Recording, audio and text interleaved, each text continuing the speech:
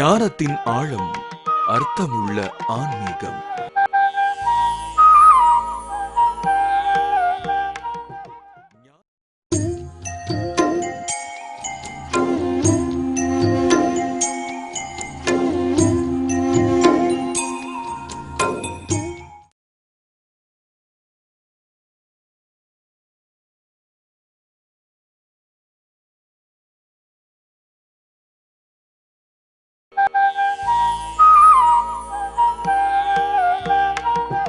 ஞானத்தின் ஆழம், அர்த்தமுள்ள ஆன்மீகம்.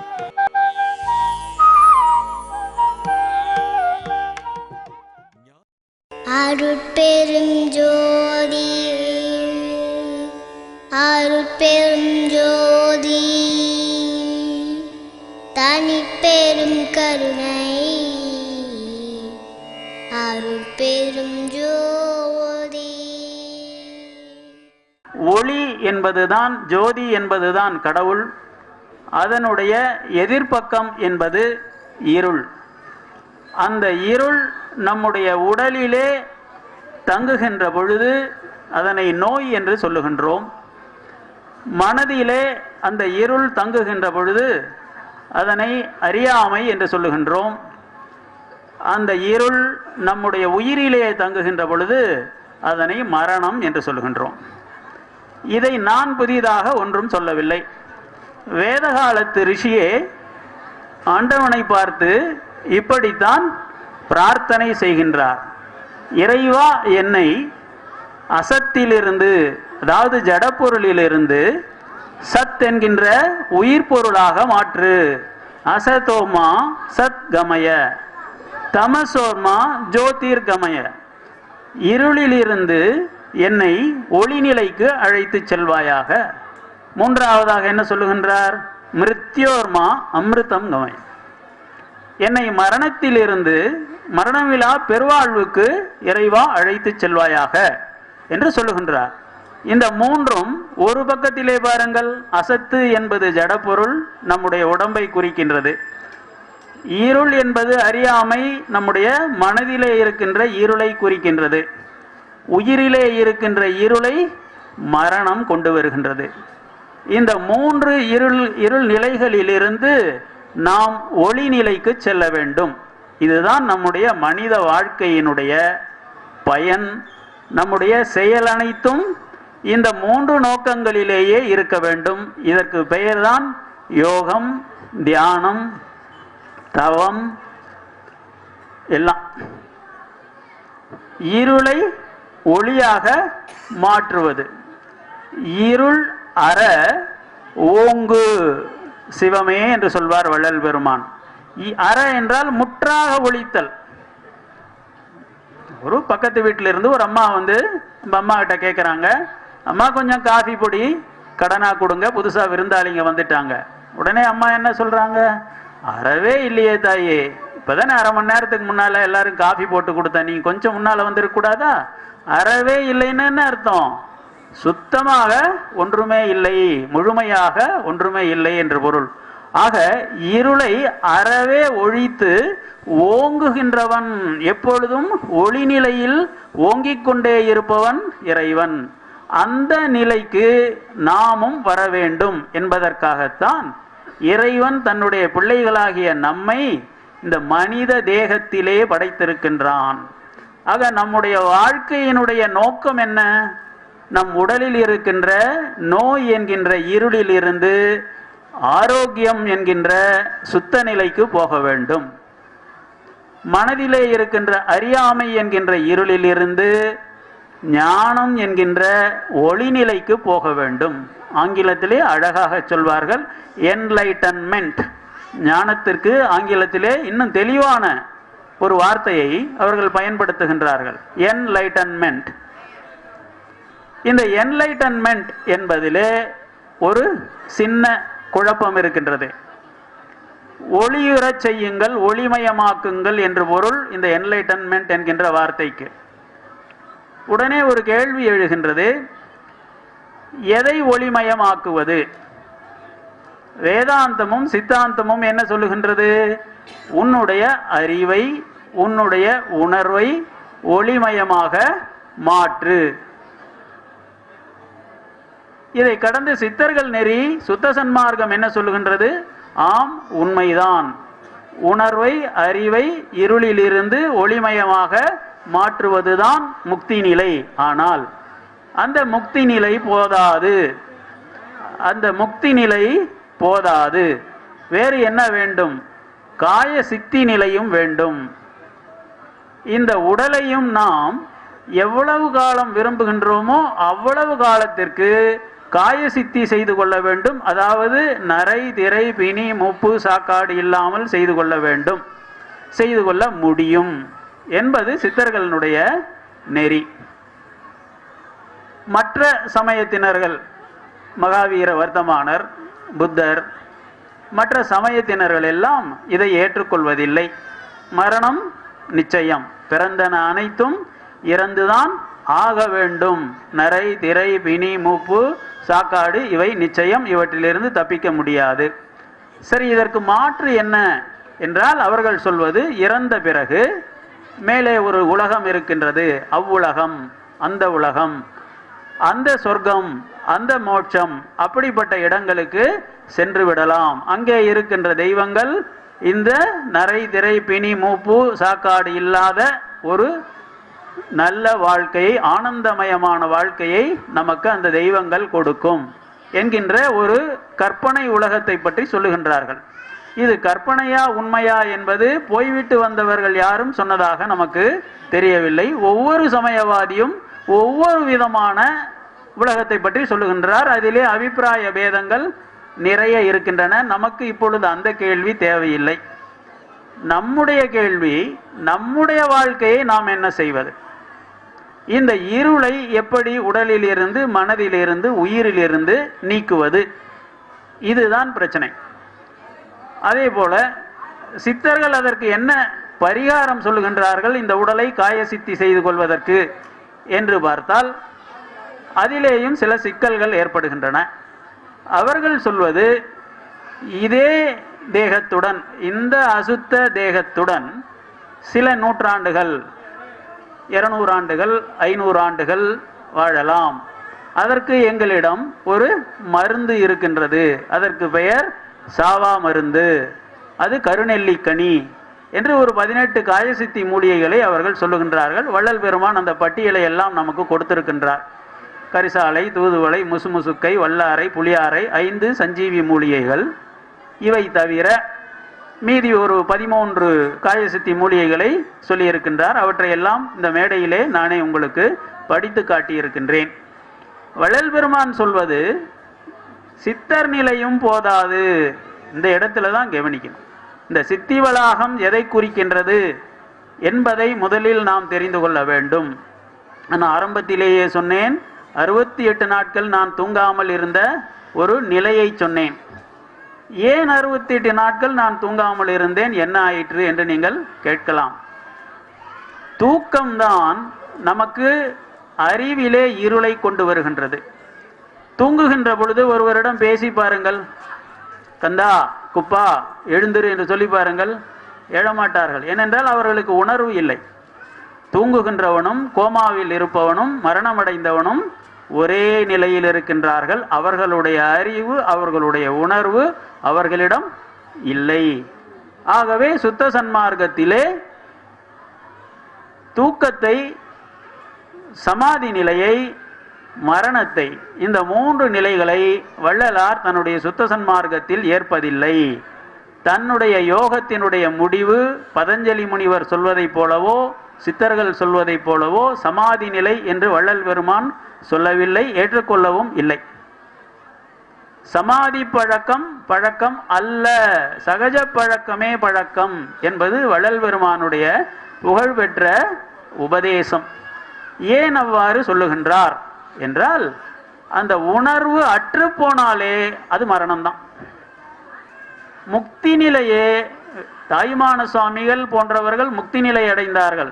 உடல் பூமிக்கு விழுந்து விட்டது, அதை புதைத்திருக்கின்றார்கள், சமாதி வைத்திருக்கின்றார்கள். ஆனால் வள்ளல் பெருமான் என்ன சொல்லுகின்றார்?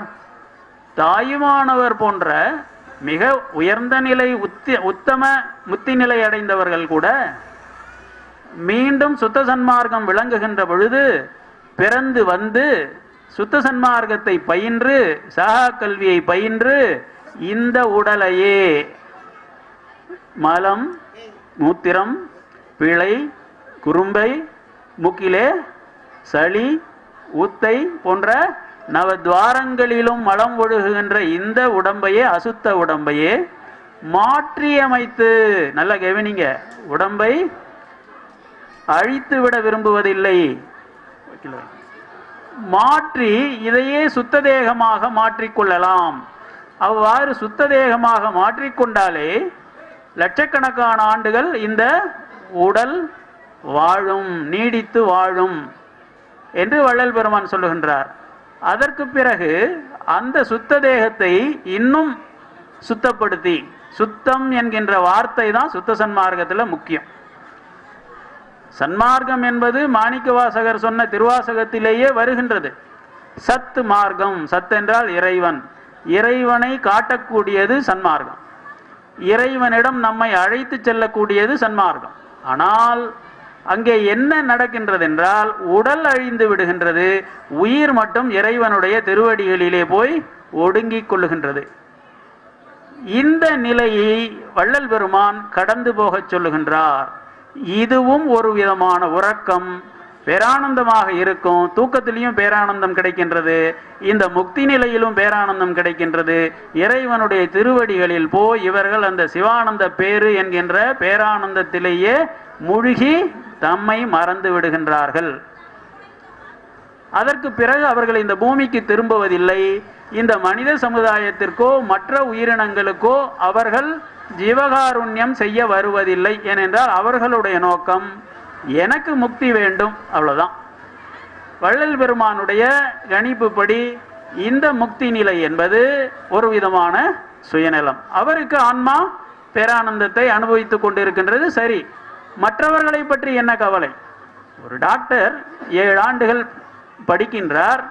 படித்த பிறகு என்ன நோய் வருகின்றது அதிலிருந்து தப்பித்துக் கொள்ள அவருக்கு தெரியும். ஆனால் நோய் வந்த பொதுமக்களை யார் காப்பாற்றுவது? அதற்கு டாக்டர் வேண்டுமே. இது வள்ளல் பெருமானுடைய கேள்வி. அதனால் என்ன சொல்லுகின்றார்? தாயுமானவரை போன்ற முக்தர்கள் கூட மேலே முக்தியினுடைய மோட்சத்தினுடைய வாயிற்படி வரை செல்வார்கள். அங்கே நடந்து கொண்டிருப்பார்கள், அந்த வாயில் கதவு திறக்காது. ஏனென்றால் ஜீவகாருண்யம் என்கின்ற திறவுகோல் சாவி அவர்களுக்கு கொடுக்கப்படவில்லை. மீண்டும் அவர்கள் இந்த பூமிக்கு வந்து ஜீவகாருண்யம் செய்து இந்த சாவியை பெற்றுக்கொண்டு போய் அந்த மோட்ச வீட்டை திறந்து உள்ளே இருக்கின்ற இறைவனை, அவனுடைய அருட்பெருஞ்சோதி நடனத்தை காண வேண்டும். கண்டால்தான் அவர்களுக்கு என்ன கிடைக்கும்? இறைவனுடைய தரிசனம் கிடைக்கும், இறைவனுடைய அருளமுதம் கிடைக்கும், இறைவனுடைய வேகாக்கால் என்று சொல்லப்படுகின்ற அமுத காற்று கிடைக்கும். இவையெல்லாம் கிடைத்தால்தான் மரணத்தை வெல்ல முடியும். இதை 2000 ஆண்டுகளுக்கு முன்பே திருவள்ளுவ நாயனார் சொல்லி இருக்கின்றார் என்று உங்களுக்கு நான் சொல்லி இருக்கின்றேன். நுண்மான் நுழைவுளம் இல்லான் எழில் நலம் மண்மான் புனைபாவை அற்று. இந்த ஒரு திருக்குறளிலேயே வள்ளலார் சொல்ல சொல்ல வந்தது எதிர்காலத்திலே நமக்கு விளக்கி சொன்னது அனைத்தையும் குறிப்பாக உணர்த்துகின்றார். நான் பலமுறை உங்களுக்கு சொல்லி இருக்கின்றேன், திருவள்ளுவர் குறிப்பால் உணர்த்துவார், திருமூலர் வெளிப்படையாக பேசுவார், வள்ளலார் அதை வளர்த்து நமக்கு புரிகின்ற வரையில் ஒரு மாபெரும் விஞ்ஞானமாக எல்லா படிநிலைகளிடனும் நமக்கு காட்டுவார். ஆக வள்ளலாரை படித்தால் ஒழிய திருமந்திரமும் புரியாது, திருக்குறளும் புரியாது. எனக்கு புரிந்தது அப்படித்தான். அதனால்தான் நான் உங்களுக்கு சொல்லுகின்றேன். திருவள்ளுவ நாயனார் என்ன சொல்லுகின்றார்? ஆகாயம் இது பௌதீக ஆகாயம், மண்மான். இந்த ஆகாயத்திலே சில மேகங்கள் சில நேரங்களில் நீங்கள் பார்த்தா ஒரு மான்குட்டியை போல தெரியும். ஒரு சின்ன காத்து அடிச்சா அந்த மான்குட்டி கலைஞ்சு போயிடும். பிறகு பார்த்தா ஒரு மனித உருவம் தெரியும், இன்னொரு காத்து அடிச்சா அது கலைஞ்சு போயிடும். அதை போன்றது மனித வாழ்க்கை. மனிதனுடைய இளமை, எழில், அழகு, நலம், ஆரோக்கியம் இவையெல்லாம் எப்படி இருக்கின்றன? ஒரு சிறு காற்றுக்கு கலைந்து போகின்ற மேகங்களை போன்ற உருவம் கொண்டதுதான் நம்ம உருவம். இந்த தேகம் எப்படி இருக்குன்னா இந்த மேகத்தால் வரையப்பட்ட ஒரு தற்செயலான தோற்றமாக இருக்கின்றது. இது எப்ப போகும், எந்த காத்துக்கு போகும் தெரியாது. பிறந்தவுடன் இறந்து போகின்ற குழந்தைகள் உண்டு, 5 வயதிலே மரணமடைபவர்கள் உண்டு, 50 போறவங்க, 80 போறவங்க, 100 போறவங்க. ஆக ஏதோ ஒரு காலத்துல இந்த உடம்பு போய்கிட்டே இருக்கு. இது நிலைத்து நிற்பதில்லை. எப்படி இந்த உடம்பை நிலைத்து நிற்க வைப்பது என்கின்ற கேள்வி சரித்திரம் தொடங்கி இப்போ 5000 10,000 ஆண்டுகளாக எல்லா சித்தர்களும் சிந்தித்துக் கொண்டே இருக்கின்றார்கள். அதற்கு அவர் சொல்லுகின்ற விடை என்ன?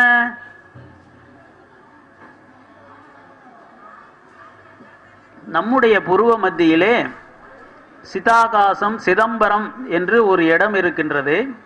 அதுதான் நம்முடைய ஆத்மா. அந்த உயிர், அதற்கு ஒரு கதவு இருக்கின்றது. அதை திறக்க வேண்டும். திறந்து உள்ளே சென்றால் நடராஜ பெருமான் தன்னுடைய ஒளி நடனத்தை ஆடிக்கொண்டிருக்கின்றார். யார் அந்த ஒளி நடனத்தை காண்கின்றார்களோ அவர்களுக்கு தான் அந்த இறைவனுடைய வாளறிவு என்கின்ற 10வது அறிவு, ஒளி அறிவு. வாழ்ன்ற ஒளி, ஒளி அறிவு கிடைக்கும்.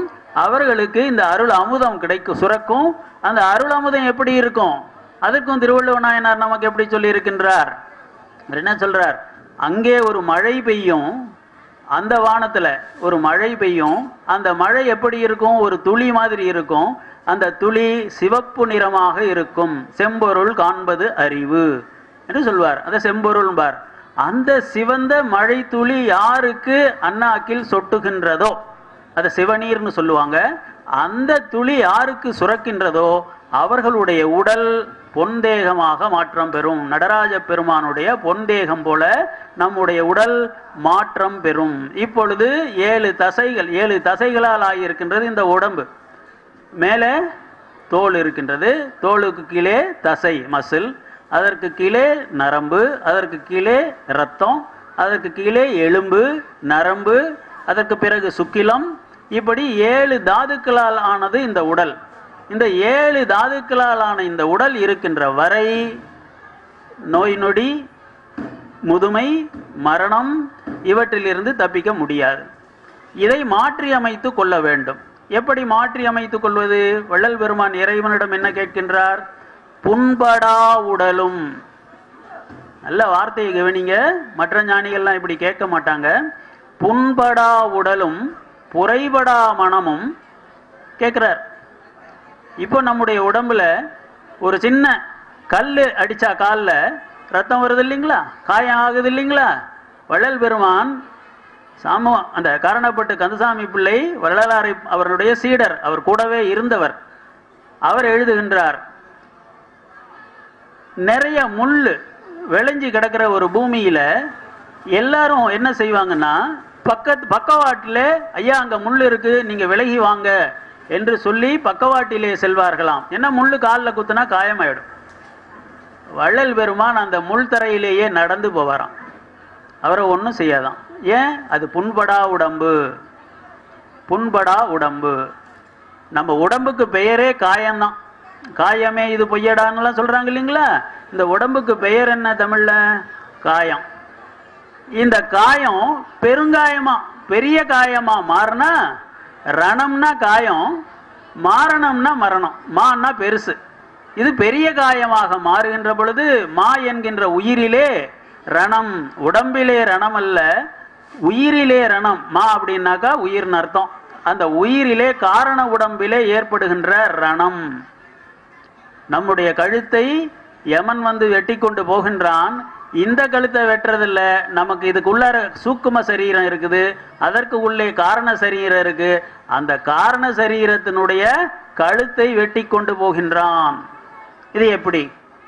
இப்போ விழிச்சுக்கிட்டு இருக்கிறோம். இப்போ இந்த உடம்பு தூளமா தெரியுது, கெட்டியா நம்ம கண்ணுக்கு தெரியுது இல்லைங்களா? இதுக்கு பேரு தூளம், தூள சரீரம். கனவு காண்றோம் இல்லையா? கனவு காணுகின்ற பொழுதும் இதே மாதிரி ஒரு உடம்பு இருக்கும். மழையில நனையும், ஏதாவது நெருப்பை தொட்டா சுடும், ஏதாவது புலியோ நாயோ துரத்துனா வேகமா ஓடுவோம். இதே மாதிரி ஒரு உடம்பு இருக்கும். அதுக்கு பேரு சூக்கும சரீரம்னு பேர், சட்டில் பாடி. எந்த கனவும் இல்லாமல் ஆழ்ந்து உறங்குகின்றோம். அந்த நேரத்தில் சில பேர் கொரட்டையும் விடுவாங்க. அந்த சரீரத்துக்கு பெயர் என்னன்னா காரண சரீரம். எதுவுமே தெரியாது. விடிந்த பிறகு எழுந்து நாம் என்ன சொல்லுவோம்? ஆஹா, ஆனந்தமான தூக்கம்பா, அடிச்சு போட்ட மாதிரி இருந்தது, என்னன்னே தெரியல, ஆனந்தமா இருந்துச்சு என்று நாம சொல்லுகின்றோம் இல்லைங்களா? அந்த சரீரத்துக்கு பெயர் காரண சரீரம். ஆக இப்போ இந்த உடம்புக்குள்ளாரையே 3 உடம்பு இருக்கு. கண்ணுக்கு தெரிகின்ற தூள சரீரம், மனதுக்கு தெரிகின்ற சூக்கும சரீரம், மனதுக்கும் தெரியாமல் உயிருக்கு மட்டுமே தெரிந்த காரண சரீரம். இந்த காரண சரீரத்தில் என்ன நடக்குது என்று தெரிந்து கொள்பவன் சித்தனாகின்றான். விடிந்த பிறகு அந்த தூக்கம் ஆனந்தமா இருந்தது என்று சொல்றோம், சரி. ஆனால் தூங்குகின்ற பொழுதே அந்த ஆனந்தம் தெரிகின்றதா? நமக்கு தெரிவதில்லை. ஆனால் பயிற்சியினால் தெரிந்து கொள்ளலாம். சித்தர்கள் தெரிந்து கொள்ளுகின்றார்கள். தூங்காமல் தூங்கி சுகம் பெறுவது எக்காலம் என்று பத்ரகிரியார் கேட்பார். இதை எப்படி நாம் புரிஞ்சுக்கிறது? இதற்கு ஒரு அடையாளம் உண்டு. என்ன அடையாளம் என்றால், பக்கத்திலே என் மனைவி தூங்கி கொண்டிருக்கின்றாள். பல நண்பர்கள் சொல்லியிருக்காங்க, அதை நான் கதையை சொல்றேன் உங்களுக்கு. பக்கத்திலே என் மனைவி தூங்கி கொண்டிருக்கின்றாள். அவள் விடுகின்ற குரட்டை சத்தத்தில் என்னால் தூங்கவே முடியல. தினம் ராத்திரியானா பெரிய இம்சையா இருக்குது, அவ்வளவு பலமா குரட்டை விட்டு தூங்குறாய்வா. இப்படி அமெரிக்காவில் ஒரு கேஸ் கோர்ட்டு வரைக்கும் போய் அதை மருத்துவர்கள் பரிசோதனை செய்து ஆமாமா இந்த அம்மா ரொம்ப குரட்டை விடுறாங்க என்று சொன்ன உடனே விவாகரத்தை கொடுத்துட்டான். ஆக மற்றவர்கள் விடுகின்ற குரட்டை எல்லாம் நமக்கு தெரியும். ஆனால் அந்தம்மா என்ன சொல்றாங்க, இவர் தூங்கும் போதும் இதே மாதிரி தாங்க குரட்டை விடுறாருன்னு அந்தம்மா சொல்லுது. ஆக நம்முடைய குரட்டையை அடுத்தவர்கள் கேட்கின்றார்களே ஒழிய, நம்முடைய குரட்டை நம்முடைய செவிகளுக்கே கேட்டால் தூங்காமல் தூங்குகின்ற சுகம் வந்துவிட்டது என்கின்ற துரிய நிலை வந்துவிட்டது என்று பொருள். எத்தனை பேருக்கு உங்களுடைய குரட்டையே கேட்டிருக்கு? கையை தூக்குங்க பார்க்கலாம். உங்களுடைய குரட்டையை நீங்க கேட்டிருக்கீங்களா? கையை தூக்குங்க பார்க்கலாம். அப்பவே ஞானி நீங்க. அந்த காரண சரீரத்தை நீங்கள் பார்க்க ஆரம்பித்து விட்டீர்கள் என்று பொருள். அந்த நிலைக்கு பெயர் தான் துரியம். அந்த துரியத்தில் 4 நிலைகள் எல்லாம் உண்டு. இது கொஞ்சம் ஆழமான விஷயம், அது வரைக்கும் நம்ம இன்றைக்கு போக வேண்டாம்.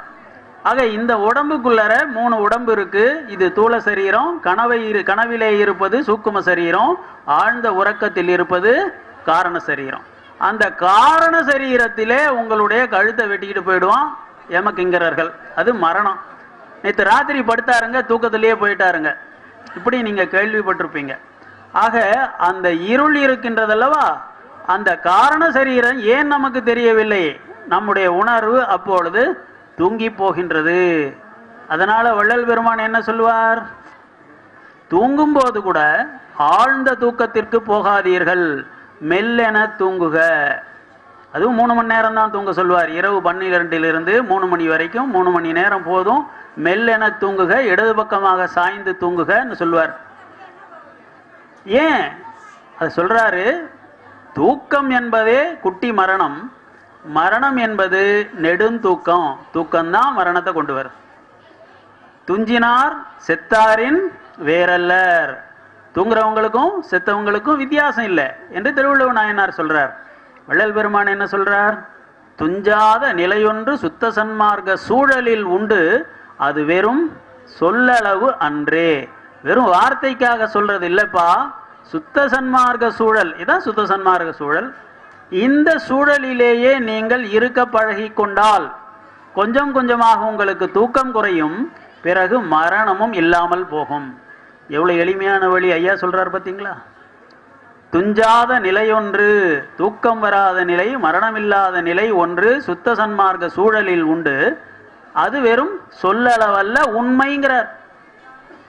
ஆக தூக்கம் கொஞ்சம் கொஞ்சமாக குறைய வேண்டும் என்றால், உங்களுடைய உணர்வு எப்பொழுதும் விழிப்பு நிலையிலேயே இருக்க வேண்டும் என்றால், அதனால் மரணத்தை நீங்கள் தள்ளி போட முடியும் என்றால், வள்ளலார் சொல்றது உங்ககிட்ட கேட்கறது என்கிட்ட கேட்கறது என்னங்க, காசு பணம் எல்லாம் இல்லை, என்னுடைய கோயில் கட்டுறதுக்கு ₹1,00,000 கொடு, இப்படிலாம் அவர் கேட்கல. இந்த சத் சங்கத்துல இரு. எங்கெல்லாம் சுத்த சன்மார்க்கத்தை பற்றி வள்ளலாரனுடைய உபதேசங்களை பற்றி பேசுகின்றார்களோ மலையூர் சதாசிவம் ஐயா போன்றவர்கள் பாடுகின்றார்களோ அதை கேட்டுக்கொண்டிருங்கள். படிக்கிறீங்களா? திருவருட்பாவை படியுங்கள். மற்றவர்கள் பேசுவதை கேளுங்கள். நீங்கள் சிந்திக்கின்றீர்களா? சுத்த சன்மார்க்கத்திலே வள்ளல் பெருமான் என்ன சொல்லுகின்றார் அதை பற்றி மட்டுமே சிந்தியுங்கள். ஆக எப்பொழுதும் இந்த கவனத்திலேயே, சுத்த சன்மார்க்க கவனத்திலேயே நீங்கள் இருந்து கொண்டால் இந்த சத்சங்கத்தில் இருக்கின்றீர்கள் என்று பொருள். அப்பொழுது என்ன சொல்லுவாங்க? ஐயா கரிசாலை சாப்பிடுங்க, 100 ஆண்டுகளுக்கு நோய் வராது. பரம்பரையா சர்க்கரை நோய் இருக்கின்றதா? 20 வயதிலேயே இந்த பையனுக்கு தினமும் காலையில் ஒரு தேக்கரண்டி பாலில் போட்டு கரிசாலையை கொடுத்துருங்க, அவனுக்கு சர்க்கரை நோய் வராது. மார்பிலே அடைப்பு இருக்கின்றதா? இந்த கரிசாலையை கொடுங்க, உடம்பில் இருக்கின்ற எல்லா கட்டிகளையும் அது கரைக்கும். குறிப்பாக தாய்மார்களுக்கு இன்னைக்கு இது ஒரு பெரிய பணம் கறக்கிற ஒரு கறவை மாடு பெண்களினுடைய உடம்பு. மருத்துவர்களுக்கு, டாக்டர்கள் யாராவது இங்கே இருந்தால் மன்னிக்கணும், உங்கள் பொழப்ப கெடுக்கிறேன்னு நினைக்காதீங்க, நீங்கள் செய்கிறதும் சரியில்லை. தாய்மார்களுக்கு இயல்பாக அந்த கர்ப்பப்பையிலே ஒரு கட்டி வரும். உடனே என்ன செய்கிறாங்க? கர்ப்ப பையை எடுத்துடுறாங்க. தெரியாமையா இறைவன் அந்த பையை வச்சிருக்கிறான். அதிலிருந்து உலக உற்பத்தியே அங்கிருந்து தானே, தாய்மார்கள் போட்ட பிச்சை தானே நமக்கு இருக்கிற உடம்பெல்லாம். அந்த பையை எடுக்கணும்னு சொல்லி அதை ஆப்ரேஷன் பண்ணி அதுக்கு ஒரு 20,000 பிடிங்கிட்டு இதே பெரிய பொழப்பாக நடந்துகிட்டு இருக்கு. வெறும் 20 ரூபாய்க்கு நீங்கள் இந்த கரிசலாங்கண்ணியை வாங்கிட்டு போய் சாப்பிடுங்க. உங்களுக்கு என்ன ஆகும்? அந்த கட்டி தானாக கரைஞ்சிடும். 1 அல்ல 10 அல்ல 100கணக்கான தாய்மார்கள் எங்கள் சபையில் வந்து சொல்லியிருக்கிறாங்க, இது கர்ப்பப்பையிலே இருக்கின்ற கட்டியையும் கரைக்கின்றது இந்த கரிசாலை.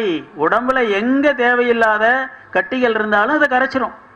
ஆனால் தாய்மார்கள் கருத்தரிக்கின்ற பொழுது 3 மாசம் 6 மாசம் வயிற்றுல குழந்தையை தாங்கி கொண்டிருக்கின்ற பொழுது கரிசாலையை சாப்பிடாதீர்கள். ஏன்னா இது உஷ்ணமான ஒரு பொருள். அந்த நேரத்தில் மட்டும் தவிர்த்துருங்க. மற்ற நேரங்களில் நீங்கள் சாப்பிடுங்க. உடம்பு உஷ்ணமாகுதா, கொஞ்சம் அளவை குறைச்சி நீங்கள் சாப்பிடுங்க. வள்ளல் பெருமான் என்ன அற்புதமான ஒரு செய்தியை நமக்கு கொடுத்துருக்கிறார். சென்ற வகுப்பிலே நான் சொன்னேன், அமெரிக்காவில் ஒரு டாக்டர் ரே கட்ஸ்வெல்னு, பில்கேட்ஸினுடைய மருத்துவ ஆலோசகர், அவருக்கு ஒரு மாதத்துக்கு 1 கோடியோ 2 கோடியோ சம்பளம். அவர் என்ன செய்கின்றார்? 120 ஆண்டுகள் வாழ விரும்புகின்றார். அவருடைய உடம்பு 40 வயதிலேயே இளமையுடன் இருக்க வேண்டும் என்று ஒரு நாளைக்கு 250 மாத்திரை சாப்பிட்றார். மூளைக்கு பலம் கொடுக்கறதுக்கு, இளமையா இருக்கிறதுக்கு ஒரு 50 மாத்திரை. இந்த கணையத்துக்கும் கல்லீரலுக்கும் பலத்தை கொடுக்கறதுக்கு ஒரு 50 மாத்திரை. இந்த சிறுநீரகம் வலிமையா இருக்கிறதுக்கு, இளமையா இருக்கிறதுக்கு ஒரு 50 மாத்திரை. இருதயத்தில் அடைப்பு வராம அதற்கு வலிமையை சேர்ப்பதற்கு இன்னொரு 50 மாத்திரை. இப்படி ஒரு நாளைக்கு 250 மாத்திரை சாப்பிட்றார். அதெல்லாம் வேணாம். நம்முடைய கூட்டு சூர்ணம் இங்கே 20 ரூபாய்க்கு கொடுக்குறாங்க. அந்த குரு பக்ரிசாமி ஐயா கடையில் கிடைக்குது, இங்கே நிறைய கடைகளில் கொடுக்குறாங்க. இந்த வல்லாரை சாப்பிட்டா உங்களுடைய மூளைக்கு பலம் வரும். கரிசாலை சாப்பிட்டீங்கன்னாக்கா உங்களுடைய இருதயத்துக்கும் உங்களுடைய கல்லீரலுக்கும் பலம் வரும். முசுமுசுக்கை சாப்பிட்டீங்கன்னா உங்கள் உடம்புல இருக்கிற எல்லா கழிவுகளையும் அது வெளியேற்றும், உஷ்ணத்தை கொடுக்கும். புளியாரை சாப்பிட்டீங்கன்னா காய சித்தி உடம்புகளை நோயே வராது. ஆனால் தாய்மார்கள் என்ன செய்வாங்க? போய் ஒரு மூட்டையா புளியை வாங்கிட்டு வந்து குழம்பு வைப்பாங்க, ரசம் செஞ்சிருவாங்க. இந்த காய சித்தி மூலிகையான புளியாரை என்ன பண்ணுவாங்க தெரியுங்களா? சொன்ன சிரிக்காதீங்க, பாத்திரம் விளக்கறதுக்கு வச்சுக்கிட்டு இருக்கிறாங்க. எங்க பகுதியில் பாத்திரம் விளக்கறதுக்கு காயசித்தி மூலிகை புளியார உடம்ப கெடுக்கிறதுக்கு என்ன பண்றாங்க? மூட்டையா புளிய வாங்கி வந்து வச்சுட்டு இருக்கிறாங்க. வள்ளல் பெருமான் என்ன சொல்லி இருக்கின்றார்? உப்பு, புளி, மிளகாய் இந்த 3ஐயும் தவிர்த்து விடுங்கள். உங்களுடைய ஆரோக்கியத்திற்கு நான் கேரண்டி. எந்த டாக்டர்கிட்டையும் போக மாட்டீங்க, ஏன்னா நோய் வராது. உப்பை என்ன செய்யணும்? உப்பை கட்டி ஆகாரத்தில் சேர்ப்பது சித்த மார்க்கம் சொல்வார். இந்த உப்பு என்ன செய்கின்றது என்றால், அதில் இருக்கின்ற கைப்பு நம்முடைய உடம்பில் இருக்கின்ற சக்தியை எல்லாம் வெளியே தள்ளிடுது. அதனால குறைச்சி உப்பை சாப்பிடுங்க என்று சொல்லுகின்றார். ஏன் அவ்வாறு வள்ளல் பெருமான் சொல்லுகின்றார் என்றால், இதுல பல ரகசியங்கள் அடங்கி இருக்கின்றன. உப்புல பல ரகசியம். ஐயா உப்புல என்ன ரகசியம் இருக்குது என்று நீங்கள் கேட்கலாம். ஐயா என்ன சொல்றார்? அவர் சொல்லாத விஷயமே இல்லை. உப்பை ஜெய லவணமாக கட்டி சாப்பிடுங்கள். அது என்னங்க ஐயா ஜெய லவணம்? கட்டுறதுன்னா என்ன? சில மூலிகைகளை விட்டு அந்த உப்பை நீங்கள் அரைத்து புடம் போட்டு விட்டால் நெருப்புக்கும் ஓடாது, தண்ணீருக்கும் கரையாது. அந்த கட்டி உப்பை நீங்க சாப்பிடணும். அப்ப பயன்படுத்தினீங்கன்னா இந்த உடம்பு கெட்டியாகும். ஏன்னா உப்பு தண்ணி ரெண்டு தான் இந்த உடம்பு. அப்புன்றது தண்ணி, உப்பு. அந்த உப்புல இருக்கிற கைப்பை நீக்கிட்டீங்கன்னா அந்த உப்பே அமுதமாக மாறும். இந்த ஜீவ சமாதியான பெரியவர்களை எவ்வாறு ஜீவ சமாதியிலே வைக்கின்றார்கள் தெரியுமா உங்களுக்கு? பார்த்துருக்கீங்களா? எங்க பகுதியிலே மாயாம்மா 250 ஆண்டுகள் இருந்தார். நான் பார்த்துருக்கிறேன். கோடி தாத்தா புறவிப்பாளையத்தில் 450 ஆண்டுகள் இருந்தார். அவருடைய ஜீவ சமாதியை எப்படி செய்தாங்க? நேரில் போய் பார்க்கணும். இதெல்லாம் படுக்க வைக்க மாட்டாங்க. நம்ம இப்போ நான் உட்கார்ந்துருக்கிற மாதிரி உட்கார வைப்பார்கள். பத்மாசனத்திலே உட்கார வைப்பார்கள். உட்கார வைத்த பிறகு அதில் வில்வ இலைகள் போன்ற சில மூலிகை பொருட்களை போடுவாங்க, கற்பூரத்தை போடுவாங்க, குறிப்பா உப்பை போடுவாங்க. ஏன்னா உப்பில்லாத பண்டம் குப்பையிலே. அந்த உப்பு காப்பாற்றும். ஆனால் என்ன செய்யும்? வெளியில இருந்து காப்பாற்றும். உள்ளே இருந்தால் உள்ளே இருக்கின்ற உயிராற்றலை வெளியே தள்ளும். அதை என்ன செய்யணும்? வள்ளல் பெருமான் சொல்வது ஜெயலவணமாக. அந்த அதை எப்படி உப்பை கட்டுறது?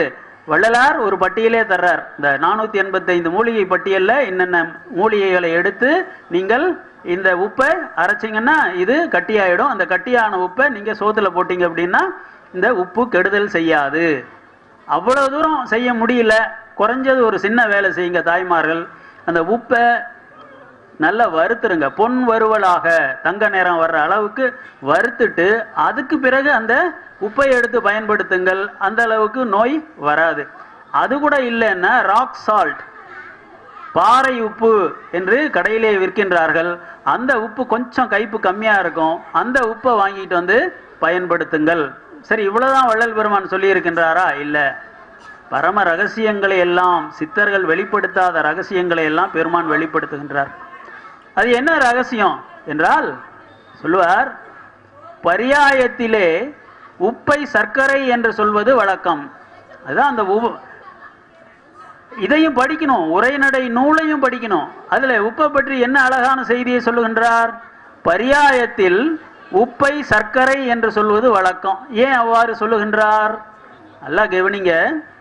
யாருடைய உடம்பிலே இருக்கின்ற உப்பு கரிப்பு இல்லாமல் கைப்பு இல்லாமல் இனிப்பாக இருக்கின்றதோ அவர்கள் சாக மாட்டார்கள்.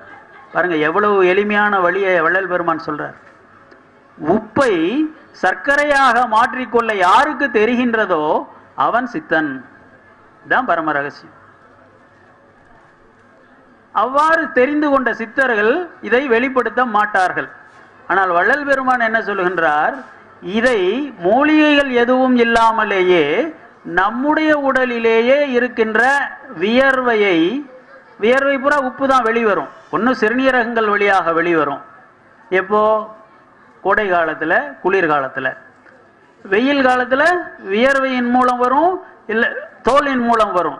சிறுநீரகத்தின் மூலம் குளிர்காலத்தில், மழை காலத்தில் வரும். கடவுள் எப்படி இந்த உடம்பை அமைச்சிருக்காருன்னா ஒவ்வொருத்தரும் 120 ஆண்டுகள் வாழ வேண்டும் என்பதற்காகவே இவ்வாறு அமைத்திருக்கின்றார். ஆனா மனிதர்கள் யாராவது 120 ஆண்டுகளாவது வாழ்றாங்களா? இல்ல. ஏன்? வள்ளல் பெருமான் என்ன சொல்றார்? தப்பாலே ஜெகத்தவர் சாவே துணிந்தார். இந்த விஷயத்துல நம்ம என்ன தப்பு பண்றோம்? குளிர்காலத்துல கூட ஏசி போட்டுக்கிறோம், ஃபேனை போட்டுக்கிறோம். அப்போ இந்த கழிவு எப்படி வெளியேறும்? வேர்வை மூலம் வெளியேறுமா? நம்ம விடுறதில்ல. அப்ப சிறுநீரகத்தின் மூலம் வெளியேறுது, சிறுநீராக வெளியேறுகின்றது. சரி, வெய்ய காலம் வருதுன்னு வச்சுக்கோங்க. அப்போ ஆண்டவனுடைய விருப்பம் என்ன? இந்த தோலின் மூலம், வியர்வையின் மூலம் இந்த உப்பு வெளியே போகணும். அப்போ என்ன செய்கிறோம்? இப்போதான் ஃபேனை ஃபுல்லாக வச்சுக்கிட்டு ஏசி போட்டுக்கிறோம். ஏசி இல்லாமல் கிடையாது. அப்பவும் இந்த கழிவு எப்படி வெளியேறுதுங்க? சிறுநீரகம் மூலம் வெளியேற்றுறோம். அப்போது வருஷம் பூராவும் ஓய்வே இல்லாமல் 365 நாளும் வேலை செய்து கொண்டிருக்கின்ற உறுப்பு எது? சிறுநீரகம். கெட்டு போகாம என்ன செய்யுங்கய்யா? 5 நாள் அப்பா எப்படா சனிக்கிழமை வருவோன்னு இருக்கு சொல்றீங்கல்ல, ஓய்வு உங்களுக்கு வேணும் இல்ல? உடனே என்ன பண்றீங்க? ஏற்காடுக்கு ஓடுறீங்க, ஊட்டிக்கு ஓடுறீங்க, வேற எங்கேயாவது ஓடி போறீங்க. பக்கத்தில் இருந்தா ஆபீஸ்ல கூப்பிட்டுருவாங்க. சரி, இந்த மாதிரி உணர்வு உங்களுடைய சிறுநீரகத்துக்கும் இருக்குல்ல? 365 நாள் அதுக்கு வேலை கொடுத்தா 6 மாதம் ஓய்வு கொடுக்க சொல்லி ஆண்டவன் சொல்லுகின்றான். அதற்காகத்தான் வெய்ய காலத்துல தோலின் மூலமாக, வியர்வையின் மூலமாக கழிவை வெளியேற்ற சொல்லுகின்றான்.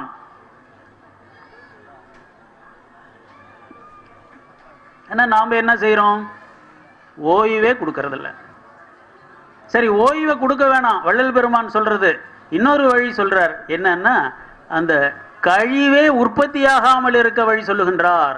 இது பில்கேட்ஸினுடைய டாக்டர் கூட தெரியாது, ரே கர்ஸ்வேல் கூட தெரியாது. கழிவே உற்பத்தியாகாமல் இருக்கும். எப்படி? வள்ளல் பெருமான் சொல்றார். அதுக்கு தான் உங்களை தயவு செய்து இந்த 100 ரூபா கொடுத்து இந்த 6ஆம் திருமுறையை வாங்கிங்க, ஒரு 50 ரூபா கொடுத்து உரைநடையை வாங்கி படிங்கன்னு சொல்றார். பெருமான் என்ன சொல்றாரு தெரியுங்களா? நம்ம ஒரு நாளைக்கு 1/2 கிலோ 500 கிராம் காலையில், மத்தியானம், சாயந்தரம், ராத்திரியில், அப்புறம் நண்பர்கள் வந்தால் ஏதோ அந்த கடைக்கு போகலாம்ப்பா, இந்த கடையில் நல்லா இருக்கும், அப்படி இடையில 5வது தடவை 6வது தடவை இப்படியெல்லாம் ஒரு நாளைக்கு 2 கிலோ சாப்பிட்றோம் இல்லைங்களா? அந்த 2 கிலோவில் எவ்வளவு சக்தியாக மாறுகின்றது? 1000ல் 1 பாகம் கூட சக்தியாக மாறுறதில்ல, எல்லாமே கழிவாக மாறி தான் வெளியில் போகுது. ஆனால் வள்ளல் பெருமான் என்ன சொல்றாரு தெரியுங்களா? உலக அதிசயம். இதுவரை எந்த மனிதனும் சொன்னதில்லை, எந்த டாக்டரும் சொன்னதில்லை, எந்த சித்தனும் சொன்னதில்லை.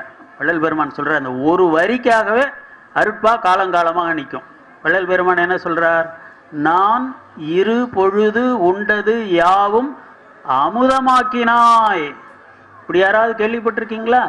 சாப்பிடுறது பூரா அப்படியே அமுதமா மாறுது, கழிவா மாறுறதில்லை, சிறுநீரா வர்றதில்லை, மலமா வர்றதில்லை, பீழையா வர்றதில்லை, காதல குறும்பி வர்றதில்லை, வாயில ஊத்த வர்றதில்லை. அந்த இடத்துக்கு போயிட்டார் வள்ளல் பெருமான். நான் இருபொழுது உண்டது யாவும் அமுதமாக்கினாய். இது எப்படி சாத்தியம்? இந்த மாதிரி யாருக்கு ஏற்கனவே சாத்தியமாகி இருக்கின்றது? அதுக்கும் அருட்பாவை படிங்கன்னு நான் சொல்றேன். இறைவனுக்கு மட்டுமே இது சாத்தியம். இந்த கதை உங்களுக்கு தெரியும். ஐயா அவனுடைய வார்த்தையில சொல்லணும்னா, ஆழம் ஆழம் அமுதாக்கிய அண்ணலே. ஆழம்னா என்னங்க? ஆழகால விஷம். அந்த விஷம் கடை, அதாவது தேவர்களும் அசுரர்களும் சேர்ந்து வார்க்கடலை கடையிறாங்களாம் அமுதத்துக்காக. அந்த அமுதத்தை குடிச்சு தேவர்கள் பல்லூழி காலம் வாழ்றாங்க. அந்த அமுதம் கிடைக்கிறதுக்காக வார்க்கடலை கடைஞ்சாங்களாம். அப்ப முதல்ல இவங்க எதிர்பார்த்த மாதிரி அமுதம் வரல, வேற என்ன வந்தது? ஆழகால விஷம். அந்த விஷத்தினுடைய புகையப்பட்டுட்டு, புகைப்பட்ட உடனே சொத்து சொத்துன்னு எல்லா தெய்வங்களும் விழுந்து சாக ஆரம்பிச்சதெல்லாம் பயந்துகிட்டு ஓடிட்டாங்க. எல்லா சாமியும் ஓடி போச்சு, ஒரே ஒரு சாமியை தவிர, அதான் சிவன். சிவன் என்ன பண்ணாரு? என் பிள்ளைங்கள்லாம் இப்படி சாகுதே என்று சொல்லி, இந்த விஷத்தில் இருந்தல்லவா இந்த குழந்தைகள் எல்லாம் சாகின்றன என்று சொல்லி, நான் செத்தாலும் பரவாயில்ல, என்னுடைய குழந்தைங்க போற யாரும் சாகக்கூடாதுன்னு அவ்வளவு விஷயத்தையும் எடுத்து குடிச்சிட்டாராம். கதை உங்களுக்கு தெரியும். ஆனா அந்த கதையிலே ஒரு மாற்றத்தை வள்ளல் பெருமான் சொல்லுகின்றார். என்னன்னா, அம்மா பராசக்தி கழுத்தை பிடிச்சி நிறுத்திட்டாங்க, அந்த விஷம் கீழே இறங்கல, அதனால் அவர் பொழைச்சார். இது கதை. ஆனா வள்ளல் பெருமான் என்ன சொல்றார் தெரியுங்களா? பயாலாஜிக்கல் ட்ரூத், இந்த உடலை பற்றிய ஒரு உண்மையை சொல்லுகின்றார். அப்படியே அம்மா கழுத்தை பிடிச்சி நிறுத்தலைன்னா கூட சிவன் செத்திருக்க மாட்டார். ஏன் சொல்றாரு? அருள் நிலையிலே ஆழகால விஷமும் என்ன ஆகின்றது? அமுதமாக மாறுகின்றது. இது எந்த டாக்டருக்கும் தெரியாது. ஆழகால விஷத்துக்கு மேல விஷம் இல்ல, தெய்வங்கள் எல்லாம் செத்து போற நிலை. அப்படிப்பட்ட விஷம் அமுதமாக மாறுகின்றது. ஏன்? அருள் நிலையில். அந்த அருள் நிலையில அப்போ சிவன் இருந்தாரு. நான் செத்தாலும் பரவாயில்ல, என் பிள்ளைங்க எல்லாம் யாரும் சாகக்கூடாதுன்னு நினைச்சாரு. பாத்தீங்களா? அந்த நினைப்பு அருள் நிலை. அந்த அருள் நிலை என்ன செய்கின்றது? விஷத்தையே அமுதமாக மாற்றுகின்றது. அந்த சிவனை போல் எப்பொழுதும் அருள் நிலையிலே இருந்த வள்ளல் பெருமான் ஏதோ பிரியமா யார் யார் கொடுத்தாலும் சரி சாப்பிடுவாராம். ஒரு அன்பர் எங்க வீட்டுக்கு வள்ளல் பெருமான் வந்து சாப்பிடலையே நினைச்சாராம். திடீர்னு ஒரு நாள் போய் அவர் வீட்டில் உட்கார்ந்தாராம். ஏன்னா சாமி இப்படி வந்து ஒன்றும் இல்லையே, வெறும் ரசமும் இந்த முருங்கீரையும் தான்மா வச்சிருக்கேன்னு அந்த அம்மா சொன்னாங்களாம். தாயே நீ இருக்கிறத போடு, நீ என்ன பிரியப்பட்டு கொடுக்குறியோ நான் சாப்பிடு. அதை சாப்பிட்டுட்டு வந்தார். இப்படி யார் அன்பர்கள் கொடுத்தாலும் சாப்பிடுவாராம். ஆனால் அது அவ்வளவு என்ன ஆகுதுங்க? மலமா உற்பத்தி ஆகிறது இல்லை, சிறுநீரா உற்பத்தி ஆகிறது இல்லை, உடம்புல அப்படியே அமுதமா மாறும். இது பிரணவதேகம், இது பிரணவதேக அனுபவம். யார் ஒருவருக்கு பிரணவதேகம் கிடைத்து விடுகின்றதோ அவர்களுடைய உடம்பில எந்த பொருள் உள்ளே போனாலும் அமுதமயமாக மாறும். சுத்த தேகம், பிரணவ தேகம், அதை கடந்து ஞான ஒளி தேகம். இந்த ஞான ஒளி தேகத்தை பெற்றுக்கொண்டதுதான் இந்த இடம். ஆக நம்முடைய உடம்புக்குள்ளார இந்த உடம்புக்குள்ளே எத்தனை உடம்பு இருக்குது? இன்னும் 4 உடம்பு இருக்குதுங்க. வள்ளல் பெருமான் சொல்றது என்னென்ன உடம்பு? இது அசுத்த உடம்பு. தாயினுடைய வயிற்றிலிருந்து நாம் வந்திருக்கின்றோம். நம்முடைய உடம்பில் இருக்கின்ற 9 துவாரங்களின் வழியாக அழுக்கு வெளியேறிக்கொண்டே இருக்கின்றது. இந்த அழுக்கு உற்பத்தி ஆகிற வரைக்கும் நரை, திரை, வினி, மூப்பு, சாக்காடு இதிலிருந்து தப்பிக்க முடியாது. உண்மைதான். இந்த கழிவு ஏற்படுவதை நிறுத்தி கொண்டால் இந்த உடல் சுத்த தேகமாக மாறும். அப்பொழுது இந்த உடலிலேயே அமுதம் சுரக்கும். இப்பொழுது வள்ளல் பெருமான் அந்த வேலையில் ஈடுபட்டிருக்கின்றார். தினமும் நூற்றுக்கணக்கான பேர் எனக்கு தொலைபேசியிலே தொடர்பு கொள்ளுகின்றார்கள். ஒருத்தர் சொல்றார், ஐயா எனக்கு நாக்கு நுனியில ஜில்லுன்னு இருக்கு, இனிப்பா இருக்கு, எனக்கு ஏதாவது சக்கரை நோய் வந்துடுச்சா? அடப்பாவி, சக்கரை நோயா? அமுதம் சுரக்குதுய்யா. வள்ளலார் உனக்கு அந்த வரத்தை கொடுத்துருக்காரு, நீ சந்தோஷப்படு, பயப்படாத. 3 மாசமா நடுநாக்கில் எனக்கு இனிப்பா இருக்குதுங்க. அண்ணாக்குக்கு மேலே இருந்து அது திரவம் மாதிரியும் இல்லை, காத்து மாதிரியும் இல்லை, ஏதோ ஒரு இனிப்பா விடியற் காலையில் சுரக்கிற மாதிரி இருக்குதுங்கய்யா. இப்போ எனக்கு பசியே எடுக்க மாட்டேங்குது. இப்படி பல பேர் எனக்கு தொலைபேசியிலே சொல்லுகின்றார்கள். அவங்க பயந்துகிட்டு சொல்றாங்க, ஐயா இது பயப்பட வேண்டிய சமாச்சாரம் இல்லை, இது சந்தோஷப்பட வேண்டிய சமாச்சாரம். நீ சித்தனாயிட்டு இருக்கிற. ஒரு துளி அந்த அமுதம் அண்ணாக்குல சுரந்தா 12 வருஷத்துக்கு பசிக்காது, தாகம் எடுக்காது, தூக்கம் வராது, சோர்வே இருக்காது. இதுதான் அமுதம். இந்த அமுதம் எப்படி இருக்கு? பெருமான் சொல்றது 5 விதமா இருக்குது. 5 விதமான உடம்புகள் நமக்கு இருக்கின்றன. என்ன அந்த 5 விதமான உடம்பு? இந்த அசுத்த உடம்பு, இதற்கு உள்ளே கழிவுகளே தோன்றாத சுத்த உடம்பு இருக்கு, சுத்த தேகம் இருக்கு. அந்த சுத்த தேகத்திற்கு உள்ளே பிரணவ தேகம், காத்துலயே போவாங்க, நினைச்ச இடத்துல இருப்பாங்க. ஒரு முறை ஒரு சித்தர் ஒருத்தர் வள்ளலாரை பார்க்க வருகின்றார். வள்ளலாருடன் பேசிக்கொண்டிருக்கின்றார். கொஞ்ச நேரத்தில் சத்தம் காணோம், எங்கே போனாருன்னு தெரியல. உள்ளே போன உடனே வள்ளல் பெருமான் ஒரு லட்டு எடுத்து கொடுத்தாராம். அதுதான் நீங்க கந்தசாமி பிள்ளையனுடைய ராமலிங்க சாமி வரலாற்று குறிப்புகளை படியுங்கள் என்று சொல்லுகின்றேன். அதுல சொல்றார், பிட்டு வாணிச்சி கொடுத்தது இப்படித்தான் இருந்ததோ என்று சொல்லி லட்டை பிரிச்சு எல்லாரும் கொடுத்தாராம். பிட்டு வாணிச்சி யாருக்கு கொடுத்தா? பிட்டு வாணிச்சி யாருக்கு லட்டு கொடுத்தாங்க? சிவபெருமானுக்கு. வள்ளல் பெருமான் என்ன சொல்றாரு? பிட்டு வாணிச்சிக்கு கொடுத்தது இப்படித்தான் இருந்ததோ, அவ்வளவு இனிப்பா இருக்கே, அவ்வளவு சுவையா இருக்குதே, தேவாமிர்தமா இருக்கே, இந்த எல்லாம் சாப்பிடுங்க என்று எல்லாருக்கும் கொடுக்குறாரு. எல்லாரும் சாப்பிட்டு அசந்து போறாங்க. அப்ப வந்தது யாரு? ஐயா வந்தாரு, அவரு வெளியில உள்ளார வந்ததை பார்த்தோம், வெளியிலே போனதை பார்க்கவில்லை. அவர் எங்க? அவரா? அவர் இந்நேரம் காசியில் இருப்பார். வள்ளல் பெருமான் சொல்றார், ஒரு நிமிஷத்துல ஒரு ஆளு காசிக்கு போறாருன்னா எப்படிங்க போக முடியும்? ஏரோப்ளான்ல கூட போக முடியாது, ராக்கெட்ல கூட போக முடியாது. ஆனால் ஒரு நிமிஷத்திலே வடலூரில் இருந்து காசிக்கு ஒரு மனிதர் போகின்றார் என்று வள்ளல் பெருமான் சொன்னால் அந்த மனிதர் எப்படிப்பட்டவராக இருக்கணும்? குறைஞ்சது பிரணவ தேகமாக இருக்கணும். அந்த பிரணவ தேகத்துக்கு காலம், இடம் இதெல்லாம் கிடையாது. நினைச்ச இடத்துல அவங்க இருப்பாங்க. அப்படிப்பட்ட வசதி நம்ம உடம்புக்கும் உண்டு. ஆனா நமக்கு அதை பத்தி அக்கறை கிடையாது. இந்த பிரணவ தேகத்தினுடைய பிறப்பு தான் கொடியாக கட்டப்பட்டது. நல்லா கவனிங்க. நமக்கு இந்த உடம்புக்குள்ளார இப்போ எடுத்திருக்கிற உடம்பு அம்மாவும் அப்பாவும் கொடுத்த உடம்பு. இத கடவுள் நமக்கு போட்ட பிச்சை. இதற்கு உள்ளார எத்தனை உடம்பு இருக்குதுங்க? 3 உடம்பு. ஆனா 4ஆ பிரிச்சு சொல்றது வழக்கம். 4ஆ பிரிச்சு எப்படி சொல்றது? இந்த அசுத்த தேகத்திற்குள்ளே சுத்த தேகம், கழிவுகள் உற்பத்தியாகாத அமுதம் விளைகின்ற சுத்த தேகம் உண்டு. அதற்கு உள்ளே ஓமய திருவுரு என்றும் பிரணவ தேகம் என்றும் சொல்லப்படுகின்ற ஒரு தேகம் உண்டு. அது தெய்வங்களினுடைய உடல். அதைத்தான் நமக்கு இங்கே கொடியாக வள்ளல் பெருமான் காட்டினார். கொடியை கட்டிட்டு வள்ளல் பெருமான் நமக்கு என்ன சொல்றாருங்க? இந்த கொடி என்ன? அதுக்கு விளக்கம் சொல்றார். நாபி முதல் புருவ மத்திய ஈராக ஒரு நாடி ஓடுகின்றது. அந்த நாடியின் இறுதியிலே ஒரு ஜவ்வு இருக்கின்றது. அந்த ஜவ்வின் மேல்பாகம் மேல்பாகம் என்ன இருக்குங்க? மஞ்சள் வர்ணம், கீழ்பாகம் வெள்ளை. இனிமேல் அனைவரும் புரிந்து கொள்வார்கள் அப்படின்ட்டார். இன்னும் விளக்கம் சொல்லி இருப்பாரு, இவங்க குறிச்சு வைக்கல. என்ன அதனுடைய அர்த்தம்? இப்போ நமக்கு இந்த விந்து என்கின்ற சுக்கிலம் வெள்ளையாக இருக்கின்றது, தாய்மார்களுடைய உடலில் இருக்கின்ற சுரோனிதம் மஞ்சளாக இருக்கின்றது. இதை குறிக்கத்தான் தாய்மார்களுக்கு தங்க நகை மஞ்சள், ஆண்களுக்கு காலில மிஞ்சி போடுவாங்க மாப்பிள்ளைக்கு, அது என்ன? வெள்ளி சுக்கிலம்.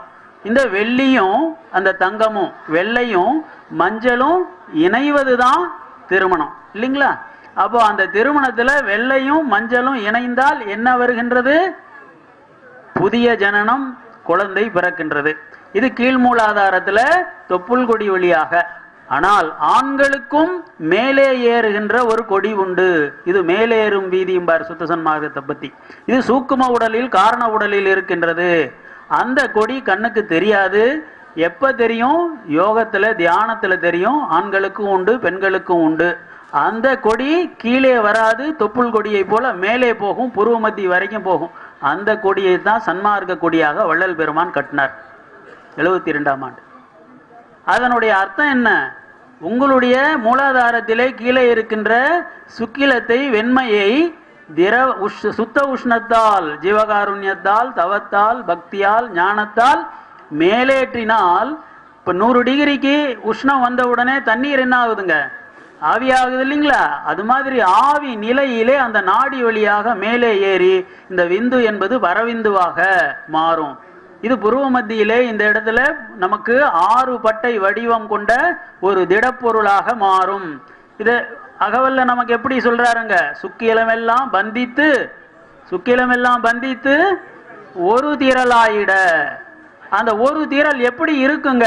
சுப்பிரமணியர் என்கின்ற தெய்வத்துக்கு விளக்கம் சொல்லுவார் உபதேச பகுதியில. எப்படி சொல்லுவார்?